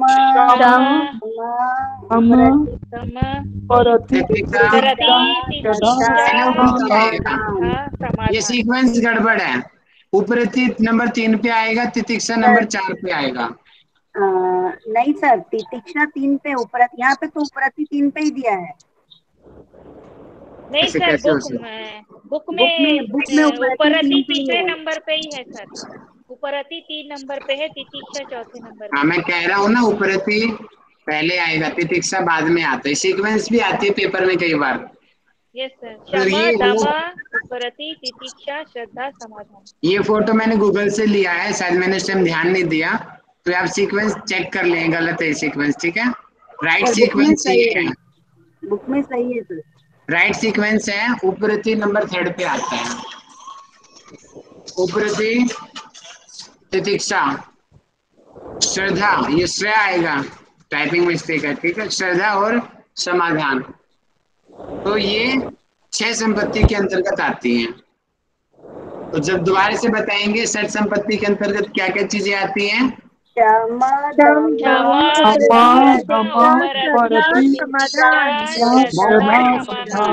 ये षट संपत्ति के अंतर्गत आती है। अब हम सभी को एक एक करके पढ़ते हैं। दोबारा से बताएंगे, बहिरंग साधन में क्या क्या आते हैं। विवेक, वैराग्य, और वेरी गुड। अंतरंग साधन में क्या क्या आते हैं।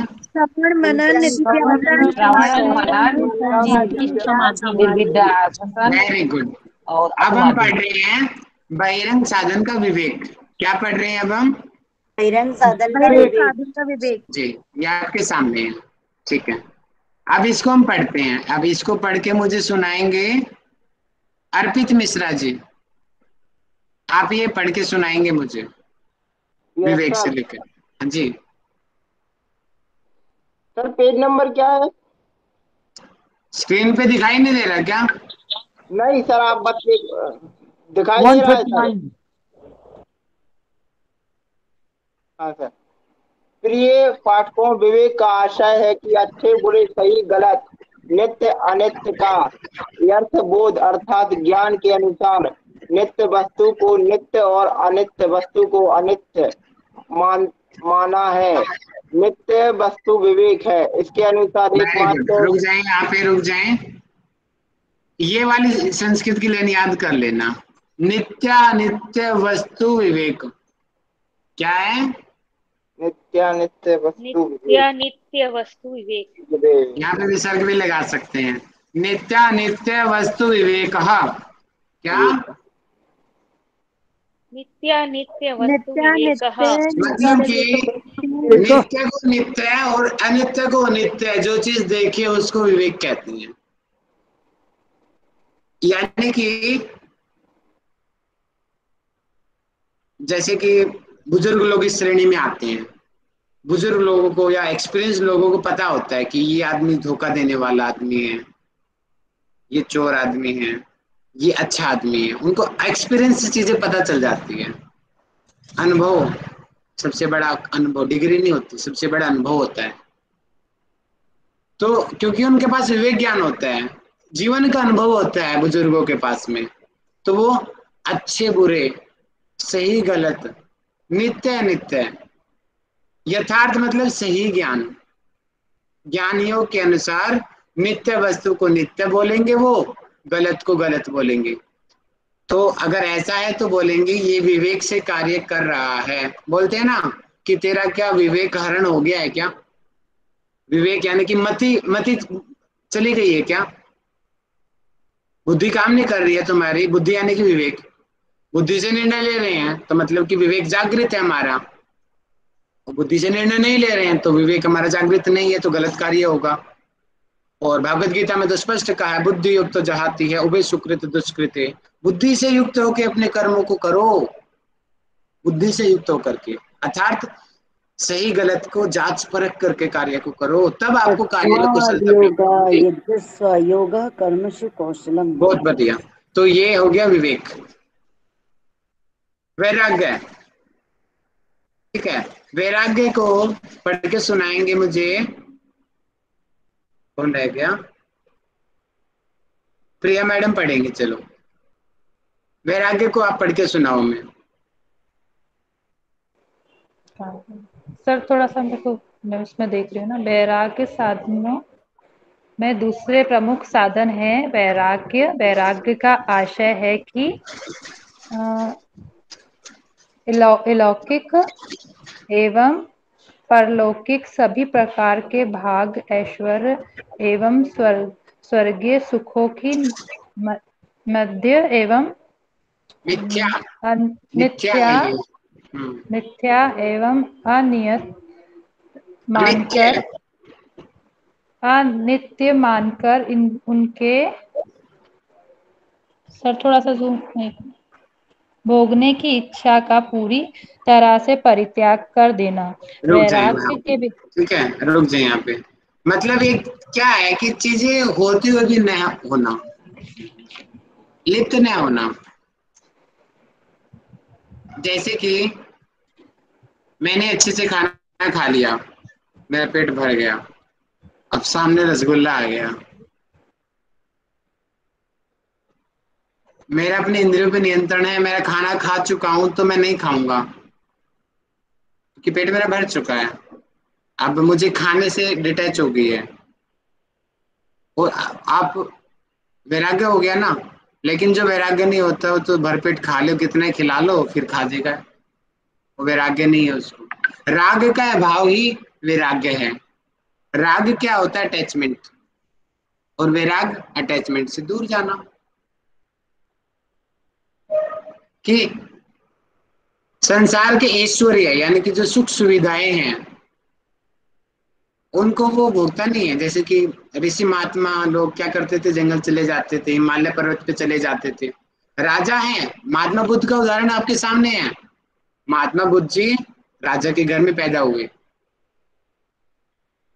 पले बड़े, शादी भी हो गई, और जैसे ही उनको थोड़ा सा ज्ञान की प्राप्ति हुई, देखा उन्होंने उसको, वृद्ध व्यक्ति को, बूढ़े व्यक्ति को, राजपाट को छोड़ के चले गए, पूरा का पूरा डिटैच हो गए हर तरीके की सुख सुविधा से। आज के देखो आप, डिटैच तो कहाँ, घर में झगड़े और कर लेते, ये मेरा है। डिटैच तो होने की दूर की बात है, जो थोड़ा सा भी गड़बड़ होगी, नहीं मैं नहीं छोड़ूंगा, क्योंकि हम इतने अटैच हो चुके हैं, झगड़ा तक कर लेते हैं अपने घर वालों के साथ में। तो विराग यानी कि हर प्रकार के अटैचमेंट से दूर हो जाना, उसको वैराग कहते हैं। षट संपत्ति यानी कि षट संपत्ति क्या है? अब इसको पढ़ के सुनाएंगे मुझे प्रेरणा जी, आप ये पढ़ के सुनाएंगे मुझे षट संपत्ति वाला कंसेप्ट। ज्ञान योग के साधक को 6 बातों का पालन करना आवश्यक होता है। ये 6 बातें उन अथवा गुण का या नियम एक प्रकार से ज्ञान योगी की इस संपत्ति होती है। अतः इसमें क्या है बताया गया कि ये ज्ञान योगी में अर्थात जो साधक है उसकी संपत्ति होती है, और संख्या में 6 होती है, इसलिए इनको क्या कहते हैं? षट संपत्ति। हाँ, प्रेरणा जी पढ़ के सुनाएं 6 संपत्तियों के नाम। शम, दम, उपरति, तितिक्षा, साधना, श्रद्धा और समाधान। बहुत बढ़िया, बहुत सुंदर। अब हम एक एक करके सम को पढ़ते हैं, दम को पढ़ते हैं, उपरति, तितिक्षा, श्रद्धा, समाधान। ठीक है, आराम आराम से हम पढ़ेंगे। अब मुझे पढ़ के सुनाएंगे और कौन रह गया इस तरफ? कई लोग छुटते हैं, उनको आज नाम आएगा। लोकेश्वरी यादव जी, आप बहुत छुट्टी मारते हो। लोकेश्वरी जी पढ़िए, सम क्या है? जी सर। सम शब्द का अर्थ है समन अर्थात शांत करना। अब प्रश्न यह उठता है कि यहाँ पर किस चीज का समन करना है। तो इसका उत्तर यह है कि अंतर इंद्रिय मन का निग्रह करना, मन का संयम करना साधक के लिए एक अत्यधिक महत्वपूर्ण उपलब्धि है। इस मन को कैसे साधा जा सकता है, इस विषय में गीता में कहा गया है। सर श्लोक पढ़िए का पढ़िए। असंस्य महाबहो मनु दुर्निग्रहं चलम् अभ्यासेन तु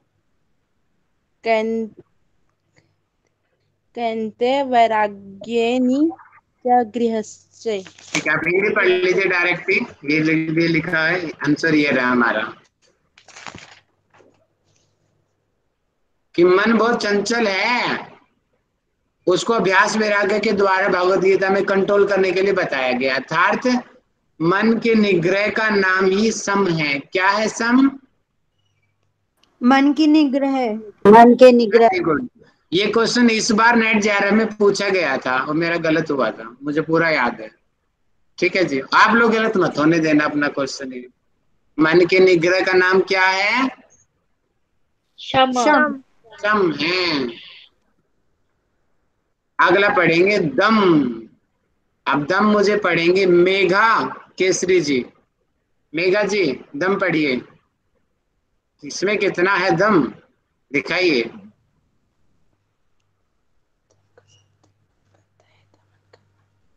मेघा जी कक्षा में हो या फोन छोड़ के चले गए?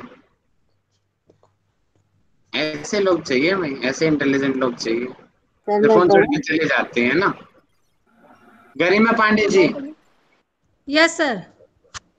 दम पढ़िए। देखो पता चल गया ना मुझे कितने लोग एक्टिव हैं कक्षा में, कितने सो रहे हैं। दम बताइए।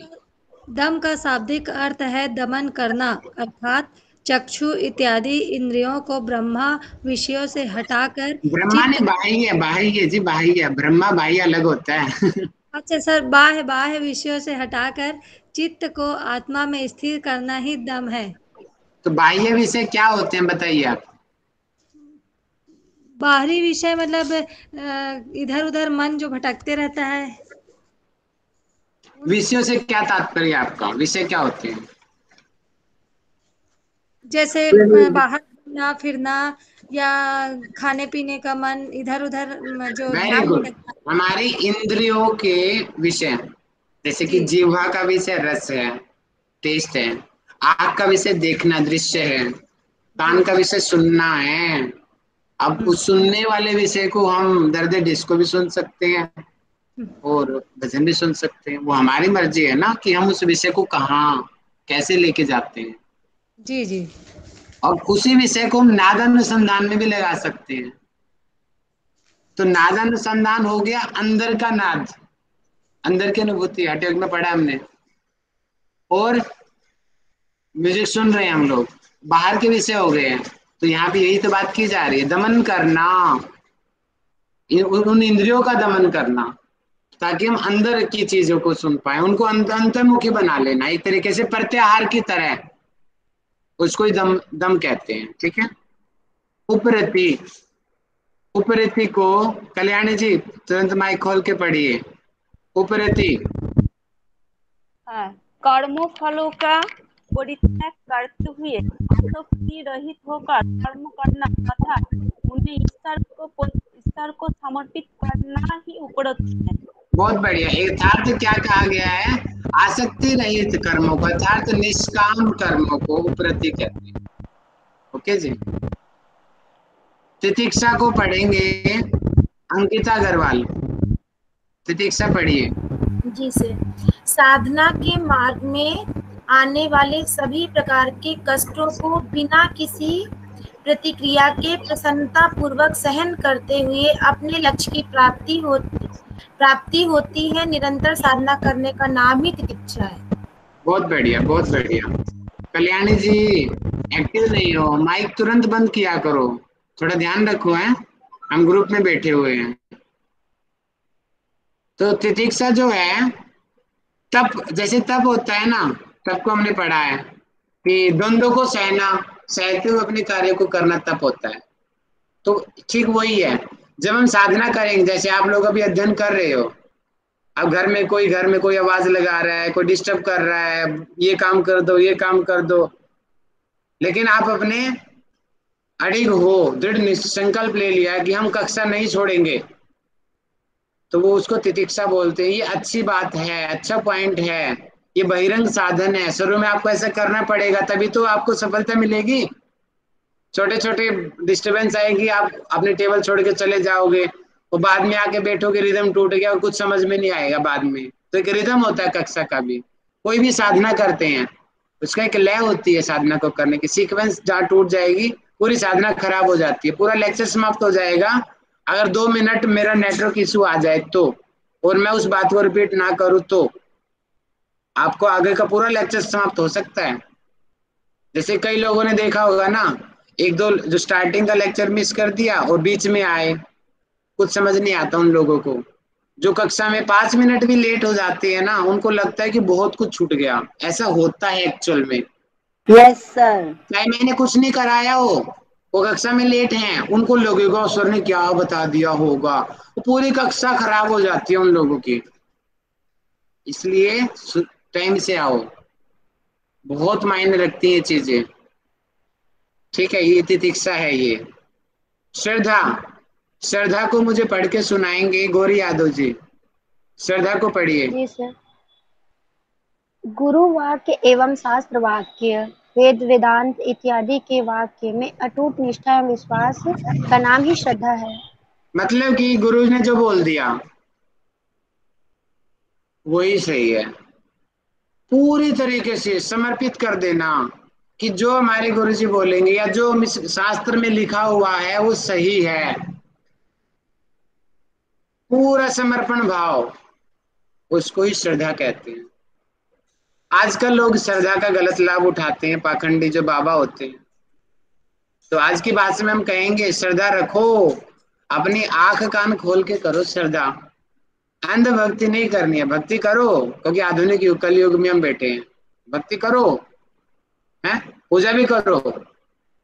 बाबे से भी गलत नहीं होते हैं, कई बहुत अच्छे भी होते हैं, लेकिन अंध भक्ति मत करो, जागते हुए भक्ति करो। छठा पॉइंट है समाधान। धर्मवीर सर पढ़ेंगे समाधान क्या होता है। जी सर। समाधान, चित्त को सर्वदा ब्रह्म में स्थिर एवं एकाग्र करने का नाम ही समाधान है, न कि चित्तम की इच्छा पूर्ति का नाम समाधान है। बढ़िया, वेरी गुड। कि हमारा चित्त की जो इच्छा है खाली वो पूरी हो जाना, वो समाधान नहीं है। कि मेरी चित्त की इच्छा थी कि मैं एमए क्लास टॉप कर जाऊं और कर गया, नहीं, वो इच्छा, वो वाली इच्छा नहीं बात हो रही है कि मुझे गाड़ी मिल जाए, वो वाली चित्त की इच्छा, उस इच्छा की बात नहीं हो रही है। यहाँ पे ब्रह्म की बात हो रही है, पूर्ण एकाग्रता की बात हो रही है, वो है वास्तविक समाधान। अब नंबर 4 पॉइंट का जो बहिरंग साधन है उसको मुझे पढ़ के सुनाएंगे अरुणा मैडम। मुक्षुता को पढ़िए। जी सर।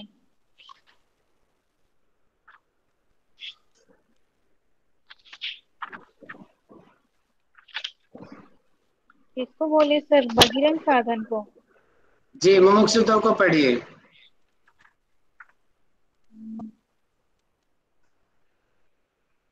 नहीं दिख रहा है सर। सब मैं पढ़ूं? माधवी मैडम पढ़िए जी। सो रहे हो कक्षा में, एक्टिव रहो करो, करंट होना चाहिए आपके अंदर। जैसे माधवी मैडम देखो करंट से लोट है, भरा हुआ करंट इनके अंदर। दिखा सर। मुमुक्षत्व दुख रूपी संसार सागर को पार करके मोक्ष रूप अमृत को प्राप्त करने की साधक की जो तीव्र अभिलाषा इच्छा होती है उसे ही मुमुक्षत्व कहा जाता है। बहुत बढ़िया। यानी कि तीव्र अभिलाषा, तीव्र इच्छा किसकी? मोक्ष को पाने की, उसको ही मोक्ष तो कहते हैं। ओके, तो ये आप इसको पढ़ लेंगे। बहिरंग साधन हो गए। अब हम अंतरंग साधन को पढ़ते हैं। बताएंगे अंतरंग साधन कितने हैं? 4 है। चार है। कौन कौन से? 4 है। समाधि, श्रवण, मनन, मनन, निधिध्यासन, समाधि। समाधि। समाधि, बहुत बढ़िया जी। अब हम पढ़ते हैं आगे क्या है। श्रवण क्या है?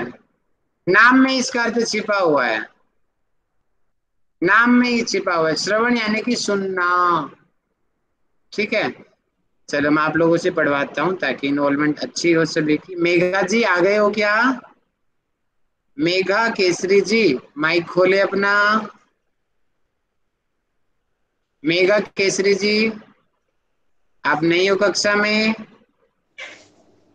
सो जाओ जी, सो जाओ। ओके जी, गुड नाइट। खुशबू वर्मा जी मैं बोलूं? जी सर। श्रवण सुनाए मुझे। हाँ जी। श्रवण का है शास्त्रों में आत्म ब्रह्म के बारे में भिन्न भिन्न प्रकार से वर्णन होने के कारण हो सकता है कि साधक को अनेक प्रकार के संशय उत्पन्न हो जाएं कि ठीक या यथार्थ क्या है, यह मार्ग अथवा कथन सत्य है या दूसरा। अतः इस संशय को दूर करने हेतु एक उपाय बताया गया जिसका नाम है श्रवण। देखिए, अब आप लोग भी कई बार डाउट पूछते हो ना कि सर मैंने उस पुस्तक में ये पढ़ा, उसमें ये पढ़ा, आप उपाय बताइए अब सही क्या है। आप लोग जैसे कि मुझसे पूछते हो और मैं जो बताऊंगा तो आप सुन रहे हो ना उसको, वही तो श्रवण है। ठीक है, स्कोर पढ़िए खुशबू जी। श्रवण का अर्थ है संशय को दूर करने के लिए साधक का सर्वप्रथम गुरु के मुख से ब्रह्मा के विषय में सुनना। ठीक है जी, श्रवण क्लियर हो गया कि गुरु कुछ सुनना है, वही श्रवण है। लेकिन सुनना अच्छी चीज, बुरी चीज नहीं, अच्छी चीज है। यहाँ पे हम अक्लिष्ट वृत्ति को लेंगे, क्लिष्ट को नहीं लेंगे। अगला हम पढ़ते हैं मनन। मनन को मुझे अर्पित मिश्रा जी पढ़ के सुनाए। Yes sir. पढ़ो श्रवण जी। के बाद श्रवण के बाद दूसरा अंतरंग साधन है मन। मन का अर्थ है ईश्वर के विषय में गुरुमुख से जो कुछ सुना है उसका अपना अंतःकरण में स्थापित करना, समन्वय प्रकार के विशिष्ट लेना।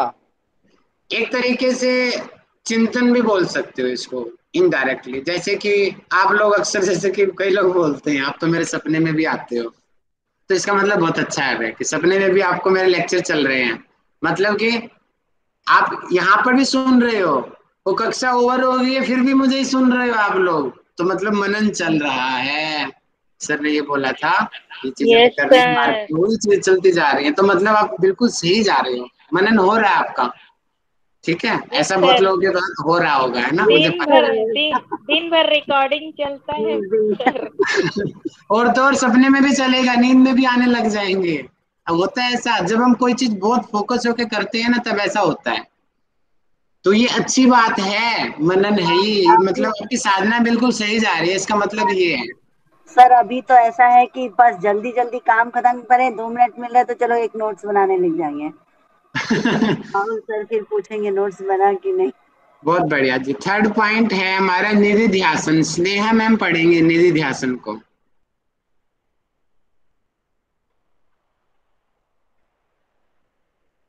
जी सर। जी पढ़िए। निधिध्यासन निधिध्यासन का आशय है अनुभव करना अथवा बोध होना या आत्म साक्षात्कार करना। देह से लेकर बुद्धि तक जितने भी जड़ पदार्थ हैं उनमें पृथकत्व की भावना को हटाकर सभी में एकमात्र ब्रह्म को ही अनुभव करना निधिध्यासन है। तो इसमें भी वही है, सिर्फ एकमात्र भगवान को ही देखना है। द्वैत भाव सभी समाप्त हो चुके हैं। ठीक है, सब एक है, तो वही निधिध्यासन है। तो ये निधिध्यासन के कितने अंग होते हैं? 15 अंग माने जाते हैं। स्नेहा मैम पढ़ के सुनाए 15 अंग कौन कौन से हैं? यम, नियम, मान त्याग, नियम, मौन, देश, काल, आसन, मूलबंध, देह स्थिति, दृक् स्थिति, प्राणायाम, प्रत्याहार, धारणा, ध्यान, समाधि। तो आप देखिए 8 तो अष्टांग योग के हो गए हैं, और बाकी त्याग, मौन, देश काल, देह स्थिति, देह स्थिति, दृक् स्थिति, दृक् ये आप अलग से स्थिति। याद कर लेना 7। Yes sir. तो हो गए हमारे 15 अंग। ठीक है सर, दृक् स्थिति मतलब देखने की स्थिति ना? जी जी, देखने की स्थिति। ठीक है। और चौथा हमारा पार्ट है समाधि। क्या है सर मैं पढ़ूं? जी, माधी मैडम पढ़ के सुनाएंगे। समाधि ध्याता ध्येय एवं ध्यान का भेद मिटाकर एकमात्र ध्येय की प्रतीति होना तथा आत्म स्वरूप में प्रतिष्ठित होने का नाम ही समाधि है। अब आपको इनका डिफरेंस पता होना जरूरी है। ध्याता कौन है, ध्येय कौन है, और ध्यान क्या है। ठीक है। ध्याता करने वाला, जैसे कि मैं आंख बंद करके बैठ गया, मैं ध्यान कर रहा हूं, तो ध्याता मैं हूं, राहुल है ध्याता, ध्यान करने वाला। ध्येय, मैं किस चीज का ध्यान कर रहा हूं, मैं कृष्ण जी का ध्यान कर रहा हूं, मैं ज्योति का ध्यान कर रहा हूं। ध्यान वो प्रक्रिया, उसको ध्यान कहते हैं, प्रक्रिया को। तो ध्याता, ध्येय एवं ध्यान। अब इनका भेद बीट करके, अभी तो मुझे पता है कि मैं राहुल हूं, कृष्ण जी अलग है, मैं उसका ध्यान कर रहा हूं, ध्यान करने वाली प्रक्रिया अलग है। अब बाद में एकमात्र ध्येय, मतलब कि अब मुझे समाधि की परिभाषा भी आती है ना योग दर्शन में, तदेवार्थ मात्र निर्भाषम स्वरूप शून्य में व समाधि। स्वरूप शून्य में हो मतलब कि अपना निज स्वरूप शून्य हो जाना, यानी कि ध्याता वाली स्थिति समाप्त होगी कि मैं कौन हूँ, राहुल कौन है, कहाँ बैठा हूँ, दिन होगी, 1 मिनट होगी, 10 मिनट होगी, 1 घंटा का मैं बैठा हूँ, मुझे टाइम का ही नहीं पता चला। तो मतलब कि ध्याता बिल्कुल समाप्त हो गया है। तो सिर्फ ध्येय, सिर्फ परमात्मा ही दिखाई दे रहा है, जिस चीज का हम ध्यान कर रहे हैं सिर्फ वही दिखाई दे रहा है, उसको समाधि कहेंगे। ओके, तो ये हमारे हो गए ज्ञान योग की साधना, एक अत्यंत उच्च कोटि की साधना है, तेरे इतना जरूरी नहीं है। ठीक है, मेन ये हो गए हमारे। अब दोबारा से हम एक बार में बता देना चाहता हूं आपको। हमने पढ़ा, ये रहा, हमने ज्ञान योग के साधनों को पढ़ा हमने कि ज्ञान योग क्या है। ज्ञान के द्वारा उस ईश्वर तत्व तक पहुंचना, मोक्ष की प्राप्ति करना ज्ञान योग है। अध्ययन इसमें जरूरी होता है, तभी तो ज्ञान मिलेगा हमें। अब इसके 4 बहिरंग साधन है और 4 अंतरंग साधन है। बहिरंग साधन में विवेक, वैराग्य, षट संपत्ति और मोक्षत्व आता है, और अंतरंग साधन में श्रवण, मनन, निधिध्यासन और समाधि आता है। तो विवेक क्या है, यानी कि जो है कि सही गलत का ज्ञान, नित्य नित्य का ज्ञान, वो विवेक है। वैराग्य क्या, डिटैचमेंट, उसको वैराग्य बोलते हैं। षट संपत्ति में 6 चीजें आती हैं, सम, दम, उपरति, तितिक्षा, श्रद्धा, समाधान। तो सम यानी कि मन का निग्रह करना, कंट्रोलिंग माइंड, उसको सम बोलते हैं। दम यानी कि इंद्रियों को नियंत्रित करना, इंद्रिय जो बाह्यमुखी है उसको अंतर्मुखी कर लेना, लाइक प्रत्याहार। उपरति, उपरति का मतलब है कि बाहर की जो चीजें आ रही हैं, एक तरीके से उपरति का एक बार दोबारा देखो, निष्काम कर्म करना सर। निष्काम कर्म। उपरति का मतलब है निष्काम कर्म, और तितिक्षा का अर्थ है उसमें आने वाली जो रुकावटों को, द्वंद्वों को सहना, अर्थात तप, तैसे तप याद कर लीजिए। उपरति निष्काम कर्म यानी कि आसक्ति से रहित होकर के कर्मों को करना। तितिक्षा यानी कि द्वंद्वों को सहते हुए जैसे तप किया जाता है, आने वाले उनको समस्याओं का झेलते हुए अपने लक्ष्य तक पहुंचना, वो तितिक्षा है। श्रद्धा, एक अटूट विश्वास अपने गुरु पर, अपने आराध्य पर, अपने शास्त्रों पर, अटूट विश्वास को श्रद्धा कहते हैं। श्रद्धावान लभतेगा, और श्रद्धावान को ज्ञान मिलता है हमेशा। समाधान, समाधान यहाँ पे चित्त की इच्छा को नहीं लिया है, समाधान यानी कि ब्रह्म की प्राप्ति, उसको समाधान लिया गया है। मुमुक्षु तो यानी कि तीव्र इच्छा, ईश्वर को प्राप्त करने की जो तीव्र इच्छा होती है उसको मुमुक्षुत्व कहते हैं। श्रवण, सुनना, मनन, उन चीजों को चिंतन करना, बार बार में सोचना, उनको अप्लाई भी करना अपने जीवन में। निधि ध्यासन है, उसको भगवान को एक ही देखना हर जगह पे। समाधि, एक हो गए भगवान, ध्याता और ध्येय अलग अलग नहीं, अब यहाँ पे एक हो चुके हैं, इसको समाधि। तो ये हमने ज्ञान योग पढ़ा। तो क्या मंत्र योग पढ़े या फिर कल पढ़े, बताओ, समय है? सर बैटरी डाउन हो कल पढ़ेंगे सर, बहुत ज्यादा हो रहा है। कल पढ़ेंगे। ओके जी, मंत्र योग हम कल पढ़ेंगे। मंत्रों के प्रकार, मंत्रों के द्वारा कैसे परमात्मा को प्राप्त किया जाता है, अलग अलग प्रकार के मंत्र होते हैं, ठीक है, उनका हमारे शरीर पे क्या क्या प्रभाव पड़ता है, ये सर हम ये पढ़ेंगे। मुमुक्षुत्व को एक बार बता दीजिए सर। तीव्र इच्छा, मोक्ष को प्राप्त करने की तीव्र इच्छा को ही मुमुक्षुत्व कहते हैं। जैसे आप ऐसा समझिए, तीव्र इच्छा किसी भी चीज की हो सकती है। तीव्र इच्छा पॉजिटिव भी हो सकती है, नेगेटिव भी हो सकती है। सर तीव्र इच्छा जैसे अभी हमें जल्दी से हम एमए कर लें, पीएचडी करके सामने डॉक्टर लगा लें, तो ये तीव्र इच्छा है।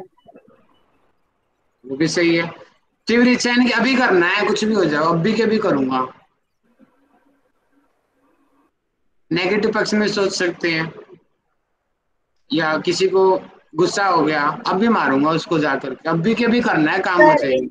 एक तीव्र इच्छा का एग्जाम्पल बहुत अच्छा है जो सभी के साथ होता है। किसी के मन में आ गया मुझे गुपचुप खाना है, बस अभी के अभी खाना है, तो तुरंत जाके ठेला में 2-4 गुपचुप खा लिए। कुछ भी हो जाए, डॉक्टर ने मना किया है फिर भी खाना है, इच्छा हो गई भैया, अब इच्छा को कौन मार सकता है?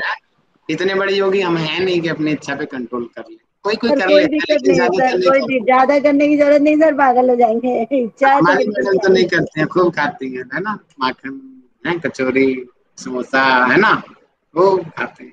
खाओ खाओ, मजे करो, मौज करो। तो ये हो गया।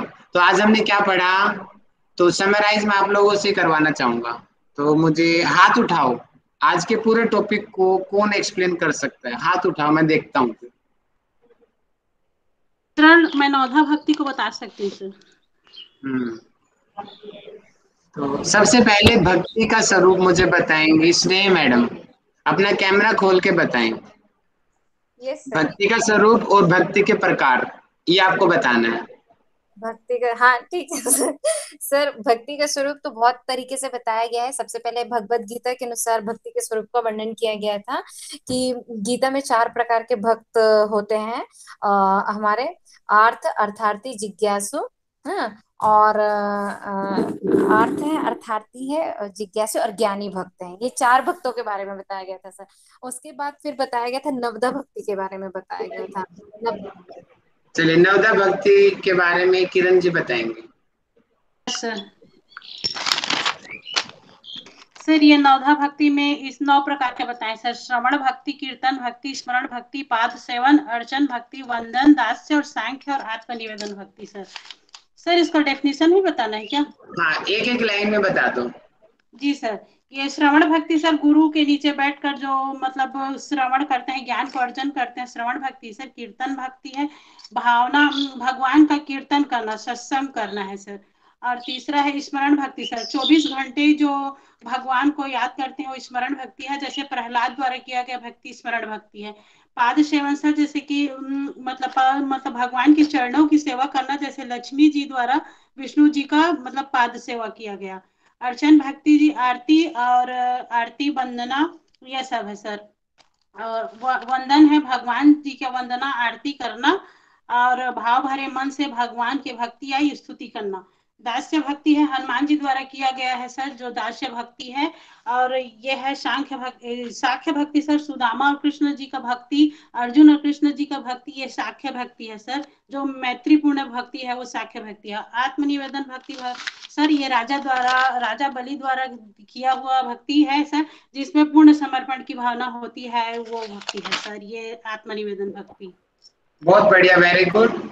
अब मुझे इसके आगे का बताएंगे, रागात्मिका भक्ति के बारे में मुझे बताएंगे नीलू जी।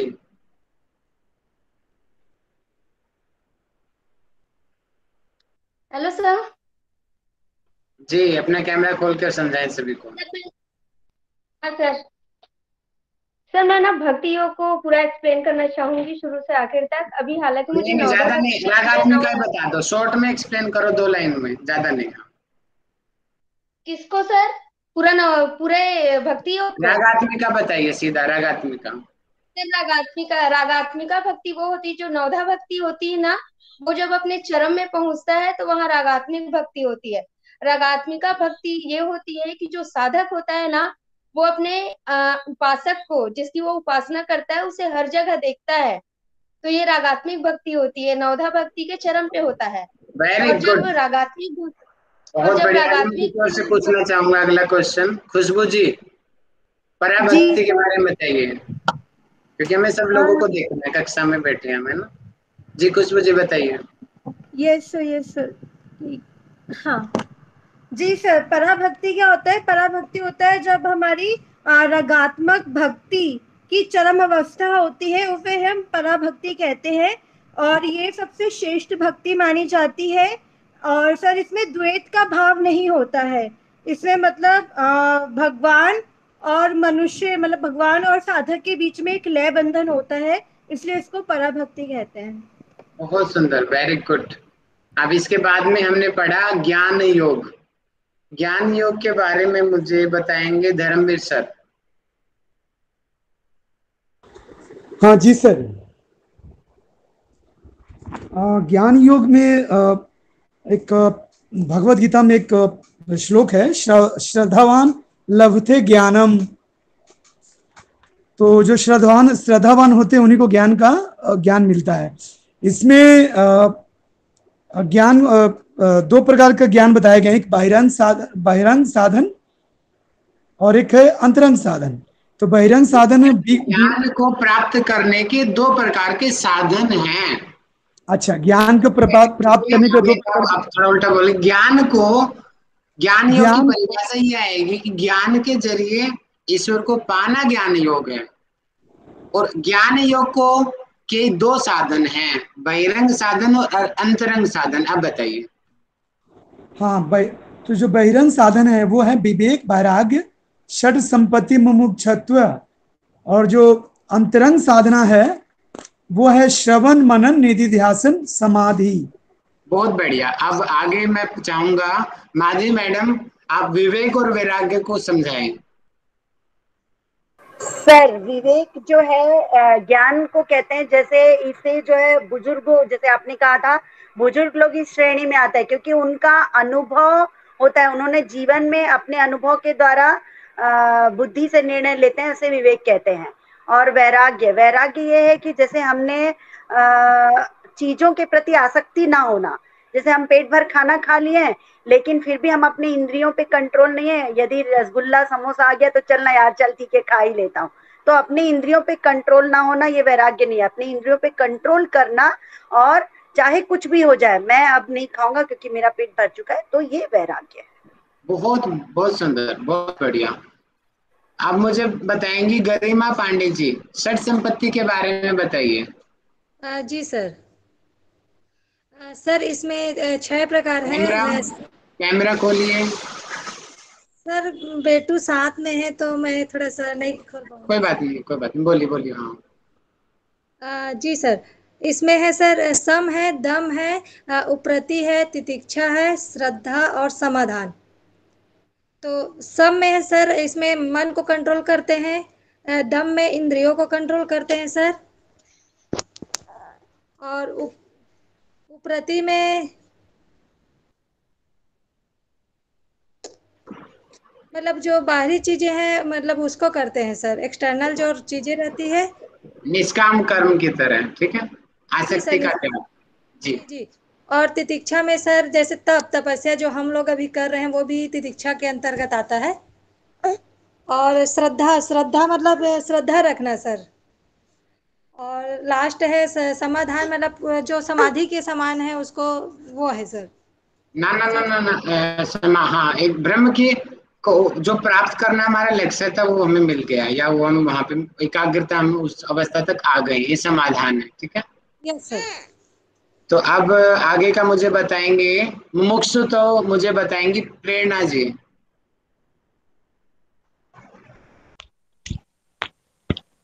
ती, तीव्र अभिलाषा, तीव्र इच्छा होना, मतलब कि कुछ करने की क्षमता, जैसे मतलब हमको माधवी दी ने जैसे बताया कि गुपचुप खाने हैं हमको, वैसी इच्छा होना, ये आ जाएगा मुमुक्षु में।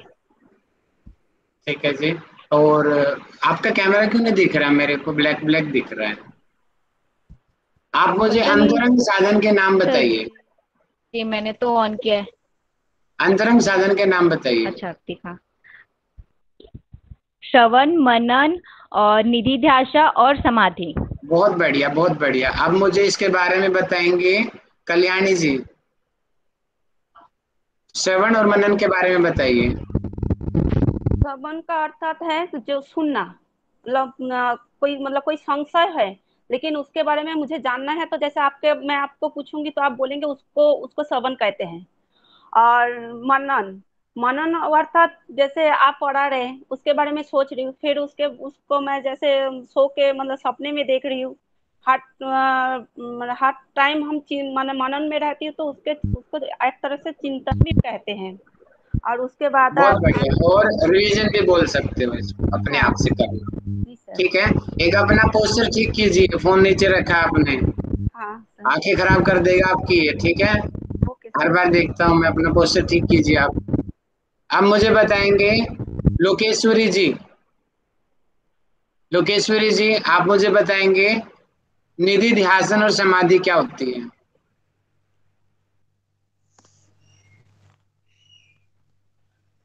लोकेश्वरी यादव। सर जी मैं सर। बताऊं? सर जी निशित बताइए ध्यासन, लोकेश्वरी जी। हाँ जी। निशित ध्यासन का तो नहीं बता पाऊंगी सर। समाधि का सर एक होना, ध्याता ध्येय का। ज्यादा लड्डू खा गए, अकेले अकेले खा गए। शादी हो गई? हो गई सर। चलो, भाभी अच्छी आ गई घर में है। जी। बहुत बहुत बधाई आपको। तो ज्यादा लड्डू खा गए इसलिए कुछ समझ नहीं आ रहा लग रहा। नहीं सर, ऐसा नहीं है। मैं तो बता नहीं पा बताओ। रही हूँ। बताओ। बता नहीं पा रही हूँ सर। अच्छा, बता नहीं पा रहे हो जी। इनकी सहायता कौन करेगा जी बताने में? सर मैं बताऊं? जी, अरुणा मैडम बताइए। हाँ सर, निधि ध्यास का अर्थ ये है कि अनुभव करना। जैसे शुरू से हम भक्ति से, ज्ञान से पूरा हम अनुभव कर रहे हैं, बोध कर रहे हैं, यानी अपने आत्मा का साक्षात्कार करना। मतलब सिर्फ एकमात्र भगवान को ही देखना ही निधि ध्यास है। मतलब हर चीज में, हर जगह में भगवान ही है, ईश्वर ही है, वही निधि ध्यास से है। और समाधि का अर्थ ये है ध्याता ध्येय, ध्यान को हटाकर जो अंत में ऊपर ही उस लक्ष्य में पहुंचते हैं, वह है मतलब समाधि है। तो करने वाला व्यक्ति इसको हटा दिया, और किस चीज को की ध्यान कर रहे हैं हम, वो भी हट गया है। और अपना निज स्वरूप जो शून्य हो जाना ही, उस वहां तक पहुंचना ही समाधि है। समाधि कहेंगे उसे, बहुत यानी सुंदर, बहुत अच्छा आपने बताया। और इतना अच्छा आप सभी का ऑलमोस्ट 95% स्कोर बहुत अच्छा गया है। ऑलमोस्ट सभी लोगों ने बहुत अच्छे से आंसर दिया है। एक दो लोग कक्षा में सो रहे हैं बैठ करके, अभी भी पता चल रहा है मेरे को। अभी तक माइक नहीं खुला है, कोई बात नहीं। लेकिन ज्यादातर लोगों ने अच्छा बोला है, तो मैं आप लोगों से सेटिस्फाई हूँ। आप ऐसे ही अध्ययन कीजिए, और आप रिस्पॉन्ड करते हो तो फीडबैक है ये तरीके से कि फीडबैक बताने की जरूरत नहीं है। फीडबैक मुझे मिल गया मेरे क्वेश्चंस के जरिए, आप लोगों ने सुना है अच्छे से, तो यही फीडबैक में हो गया। बाकी अब वो लोग बताइए जिसको आज के टॉपिक में कोई समस्या है किसी प्रकार की।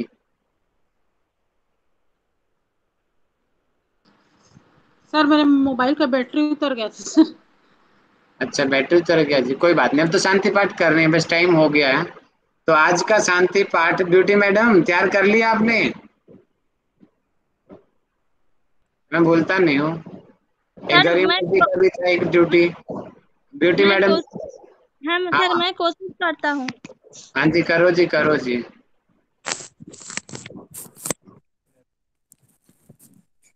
अपने कमर गर्दन को सीधी करके बैठ जाइए।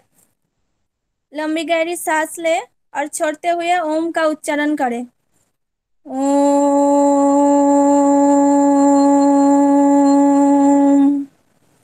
ओम धै शांति, अंतरिक्ष शांति, पृथ्वी शांति, रापा शांति, रसोधय शांति, वनस्पतय शांति, विश्व देवा शांति, ब्रह्मा शांति, सर्वं शांति, शांतिरेव शांति, सामा शांति, रोधो शांति, शांति शांति। ओम।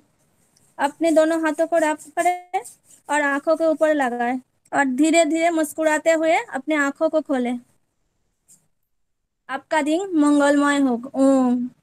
ओम जी, आपका भी बहुत बहुत मंगलमय रहे। बहुत आपका बहुत दिन अच्छा मंगलमय, बोली। बहुत अच्छा, बहुत बढ़िया मस्त हुआ। बोली। प्रणाम सब